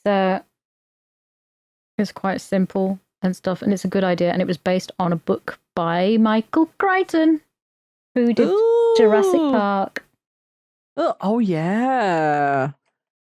Oh yeah. Oh yeah. So he directed this as well. Mm. And I think Yul Brynner was cast very, very well. He's a scary looking bloke. I think a couple of the people who were cast were like last minute, like casting. Really? That's I can't remember who. We'll go through a couple of the trivia. We've already said a couple bits here and there, but so both Richard Benjamin and James Brolin were cast less than 48 hours before filming. Crazy. Triv World. We'll quickly do the budget. So 1.2 to 1.3 million, and it made roughly 10 million at the box office, which is amazing. Yeah, I do. Yeah. I do think that's. Yeah, that's pretty huge. I think it says it was MGM's biggest success of that year. With good reason. With good reason, yeah. I think pretty job well done. Also, I find it really fascinating that apparently it's set in 83. Did you know that? I did not know that. I did not. Yeah, it's not giving 83 in any definitely capacity. Not giving 83. But it's the future. Very weird. Like, they don't even try. Like, I know in films when they're showing like future of some sorts, you're going to get it wrong, right?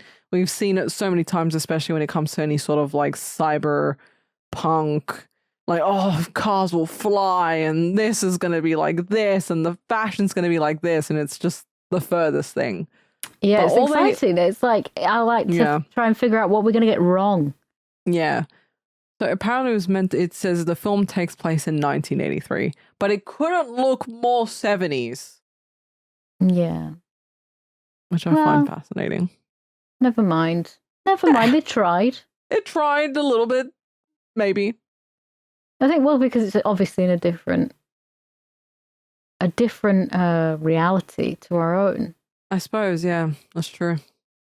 But I think it's just a very cool. Oh my god, Majel Barrett was Miss Carey. I thought I recognized her. That's Majel Barrett is the guy who made Star Trek is his wife, and she was in Loxana. She was in the Next Generation and Deep Space Nine, and she was Nurse Christine in the original series. So she's basically acted in a lot of the Star Treks. Yeah, I'm looking at her filmography, and it is just Star Trek everywhere. Nemesis, Enterprise. She was his wife. Oh, wife. My hot wife. I thought I recognized her. Yeah. So that was Westworld. Any other random little bits? I mean, we had some pretty cool. Oh God. Go on. Yeah, this one. Delos shares its name with the Greek island of Delos, which was the site of the largest slave market in the ancient Mediterranean. Oh, I see. And that's kind of cool, like the connection there. That's brilliant. Included among the American Film Institute's 2001 list of 400 movies nominated for the top 100 most heart-pounding American movies.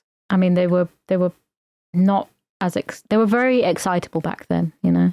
I was going to say back then must have been like amazing, honestly. I love Michael Crichton became inspired to write this film after a trip to Disneyland, where he saw Pirates of the Caribbean ride and was impressed by the animatronic characters.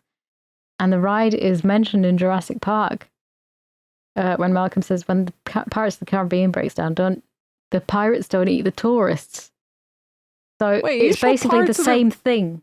Like, oh, I see what you mean. Yeah. So, so basically Michael Crichton went to Pirates of the Caribbean, saw that the robots, animatronics were like that, and he thought, I'm going to make films about theme parks where everything goes wrong. Yeah, but Pirates of the Caribbean wasn't until... No, but it was a ride at Disneyland. Wait, so who wrote... You said you're talking about the book or the... What, the book of what? Oh, I'm confused. I'm trying to figure out where we're going with... Yeah, I'm... Okay, so... Okay, start again. Start with what you were saying again. Yeah, so Michael Crichton Yeah. went to Disneyland. Yeah. And he saw the Pirates of the Caribbean ride. And he liked the animatronic characters so much that he wrote this where and in Jurassic Park he wrote novels about theme parks that go wrong. Like in Jurassic Park, when he says, when Pirates of the Caribbean breaks down, the pirates don't eat the tourists. So he's just using the Pirates of the Caribbean analogy because obviously Westworld was written in 70s. Yeah. So, but the Pirates of the Caribbean was like later. No. 70. What? Pirates of the Caribbean ride. Yeah. Opened in 67. What? But so nothing to do with the fucking pirate. No, okay. Nothing. That's where I'm like, because I didn't know. Like, I had no clue that this was a thing before even the movie franchise. Yeah, this was way before. Okay. Way before. Because Pirates of the Caribbean is a book. I never knew that. So it's yeah, it's a book, innit? No, I had no idea. You've taught me something new. This is cool. I had no idea. So did they, like, when they did the Pirates of the Caribbean with Johnny Depp and all them, they just loosely based it on that stuff? Or yeah. The book? Pirates of the Caribbean is a Disney media franchise encompassing numerous theme park rides, a series of films, spin-off novels, as well as a number of related video games. So I think that there was books written about piracy in the Caribbean, right? That's but they amazing. Were unrelated. Yeah, I don't know where Long John Silver comes in.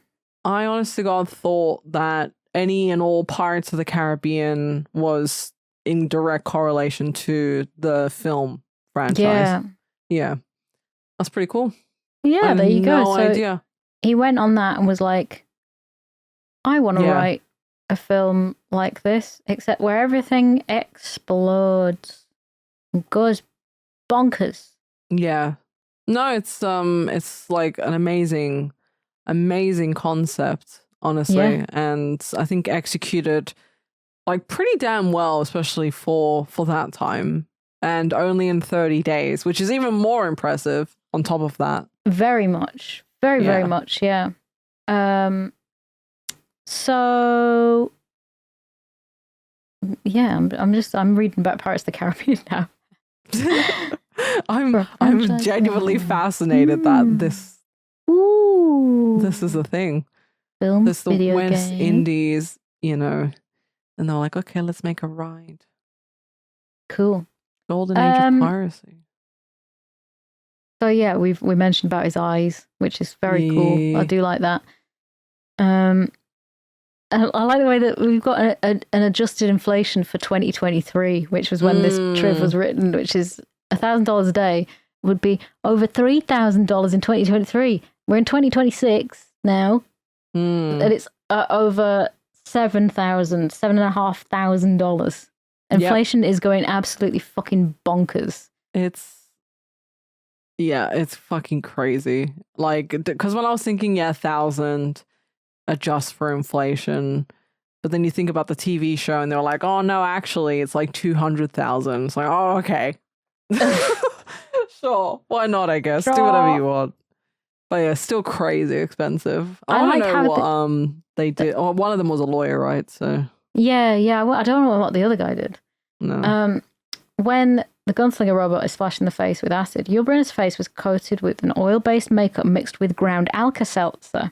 A splash of water then produced the fizzing effect. So basically, they mixed foundation and Alka-Seltzer. So when they threw water on him, it went. Yeah. Very That's great. cool. Very cool. So he re-edited the first cut of the movie, did Michael Crichton. Deleted scenes include bank robbery and sales room sequences, hovercraft with passengers flying above the desert in the beginning, additional and longer dialogue scenes with more scenes, robots going crazy and killing guests, including a scene in which a guest is tied to a rack and killed when his arms are pulled out. Why would you get rid of that? Michael Crichton, come on, man. That would have been cool. It would have been great. What's the rating of it, actually? It's, what would it be?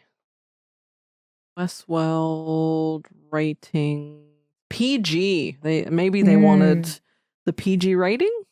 Yeah. I want to know more about the disease that made it go bonkies. Oh, what? Like, why did they start malfunctioning? Yeah. Yeah. Would have been interesting, but maybe they expand on it in future world. You never know. Never know. I'm gonna have to watch that. I'm morbidly intrigued. Morbidly? Yeah, because I know that it's probably not going to be great. Yeah. But I am intrigued. There's also a thing called, I don't know if, I feel like this has nothing to do with it. It's just in the same thing, but it's called Beyond Westworld. Yeah. Yeah. Oh no, hold on. It says security chief of an android. Oh no, creator Michael Crichton. Oh no, it is then. So it says android manufacturing company must stop a mad scientist who's sending the failed theme park's androids to infiltrate society for his own ends. Of course. That makes so much sense. I'll tell you something else. I did really like the music in this. Yeah. Just an aside. I thought you really would. Good. Well, I mean, it was synthesizer. A nice little modular analog synths going. I just thought it was a really nice, really good and atmospheric and well done. You know, it was like futuristic. Yeah, it had good sound design, Foley and stuff. Like all the it had a lot of reverb and echo on things, like to differentiate what the robots were hearing. Yeah, It went a bit overboard when he was singing in the bath, though. It was too much reverb. Hated that scene. Too much fucking reverb. Get out of the bath. I don't want to see you washing your feet, you fucking freak. Exactly. You fucking freak. I was like, please, you're lingering too far, like on this scene. Move on. We're too far. Too far. You've gone too far. But yeah, love what that. would we rate this? Oh shit, yeah. I'll let you go first since it's your film. So yeah, I rated this on Letterboxd as 4 stars out of 5. But I'm going to give it a 7 out of 10. It makes sense in my head. So fuck off. Yeah, I mean, if you think it's a 7, it's a 7. It's a 7. Because I enjoyed it, even though it doesn't really go anywhere. It's a beautiful film. It's a really cool film. Yes. But, I mean, obviously the story's shit. And he does wash his feet. I feel like it could have done more, but I feel like the TV show fills that gap. Definitely. Yeah. It feels like it's about a 6. Yeah. Yeah, I'd give it a 6. Very respectable. I think it's, not a lot. They could have done a bit more with the plot and made it a bit more interesting in certain areas, but I think it just knew what it wanted to be and it didn't want to overstay its welcome. Yeah. It was only an hour and barely an hour and like 27 minutes. And the first hour of that was just dicking about. So I mean, yeah, it's just they really don't overstay. It doesn't overstay its welcome at all. But the fact that it was filmed in 30 days says a lot. Yeah, it does. Yeah. So again, impressive that they were able to do it in such a short amount of time, but also they could have done a bit more. Usually we're in a situation where we're like, oh, this film overstayed its welcome. They did too much. It dragged on. But in this situation, I'm like, I kind of wish we got a bit more. Yeah, I agree. I think we could have had some sort of wrap up of like what happened to Pete, what happens about things. But I quite like that it's open ended, and they did it on purpose. They were hoping, I think, for a maybe. I mean, especially more. for the fact that it was just done in 30 days. They're like, well, yeah. Also, it did really well, right, at the box office. So it's a little surprising that they didn't immediately jump on that to make like a direct sequel. Yeah. Not specifically like Future World or whatever the hell it's called, but like, you know, I mean, Future World is meant to be the sequel, I think, but it took, I mean, like I said, 3 years. So this was 1976. So, and apparently Michael, what's his name? Crichton? Did you say? Crichton. Michael Crichton. Michael Crichton is not credited anywhere on the IMDb for that. So again, I think it feels like maybe a cash grab. Yeah. But a failed one. So disappointing. But you still got the TV show season 1, so thumbs up. Very true, very true. So interestingly,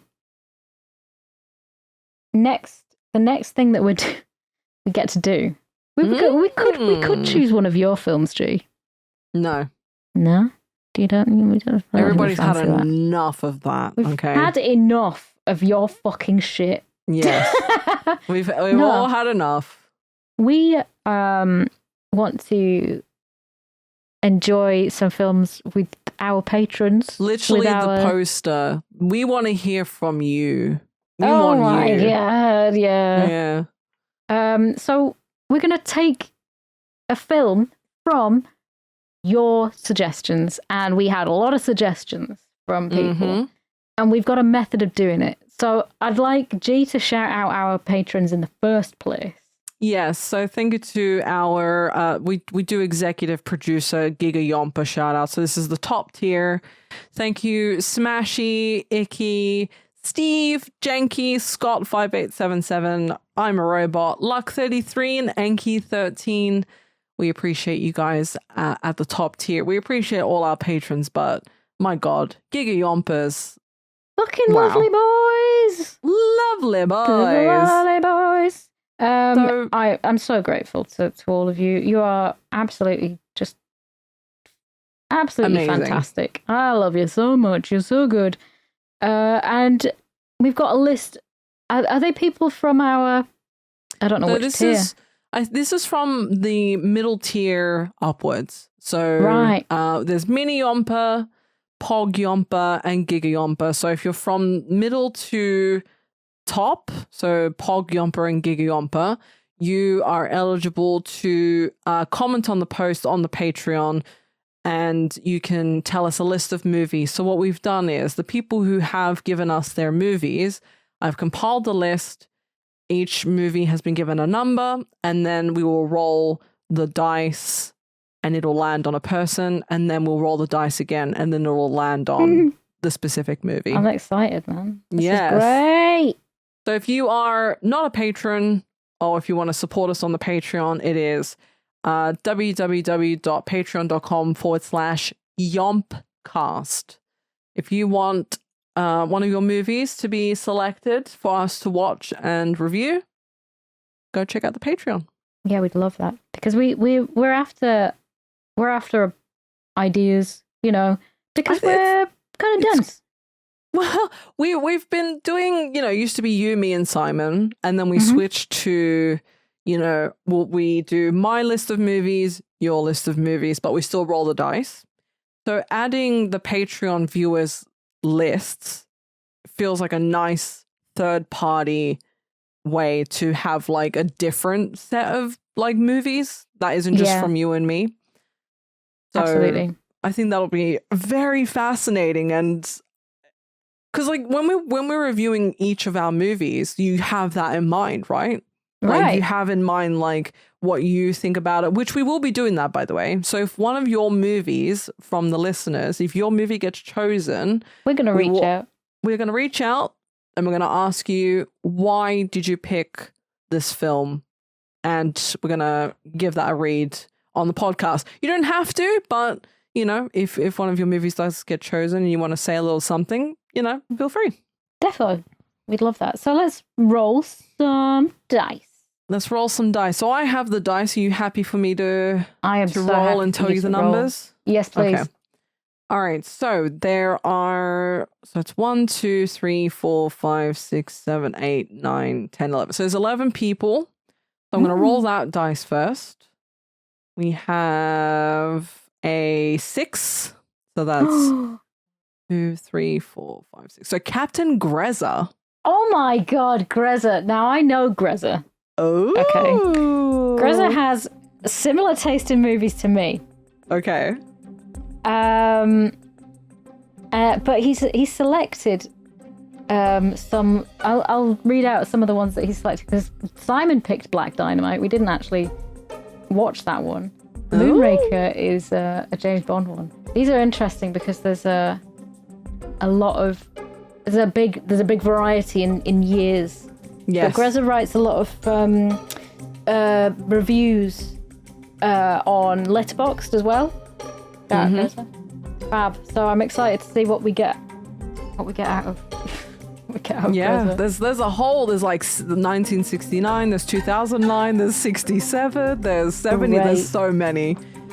So yeah, they've got a total of 10, so I'm going to roll a dice with 10 sides. So here we go. And we have landed on a 9, which is the Italian Job. Oh my gosh. Is that a G film? Okay, Is that a so G not film? the modern one, the Nope. remake. This is the 1969 The Italian Job. Hooray! Oh my god, how exciting! This isn't your movie or my movie. This is someone else's movie. How crazy is this? That is crazy and wonderful, and I'm excited for this. Yeah. This is good. I'm keen on this one. I am very excited because I've seen the remake. I've never seen the original. So Woo! this is going to be completely new for me, but I have a feeling I'm going to like it. So Yeah, I have a feeling you're gonna like it too. oh, I love my like heist racing, movies. I assume it's still in that same similar category. They've got their little cars and they're doing a heist. And It's exciting, isn't it? have you seen the original? No, I haven't. So you've not seen the original. You've not seen the remake. No, neither. Okay. So this is completely new for you. Okay, cool. All right. Well, either one of us will reach out to you, Captain Grezza. Thank you Captain for Grezza. your list of movies, and thank you for sharing them with us. For those of you who didn't hear, it is the 1969 movie, The Italian Job. Nice. Very nice. And that's about it for this week's episode. So thank you for listening. Thank you so much. I appreciate every last one of you. I appreciate G. Oh, and I appreciate you too. Thank you. And we will see you next time. See you next time. Goodbye. Bye-bye.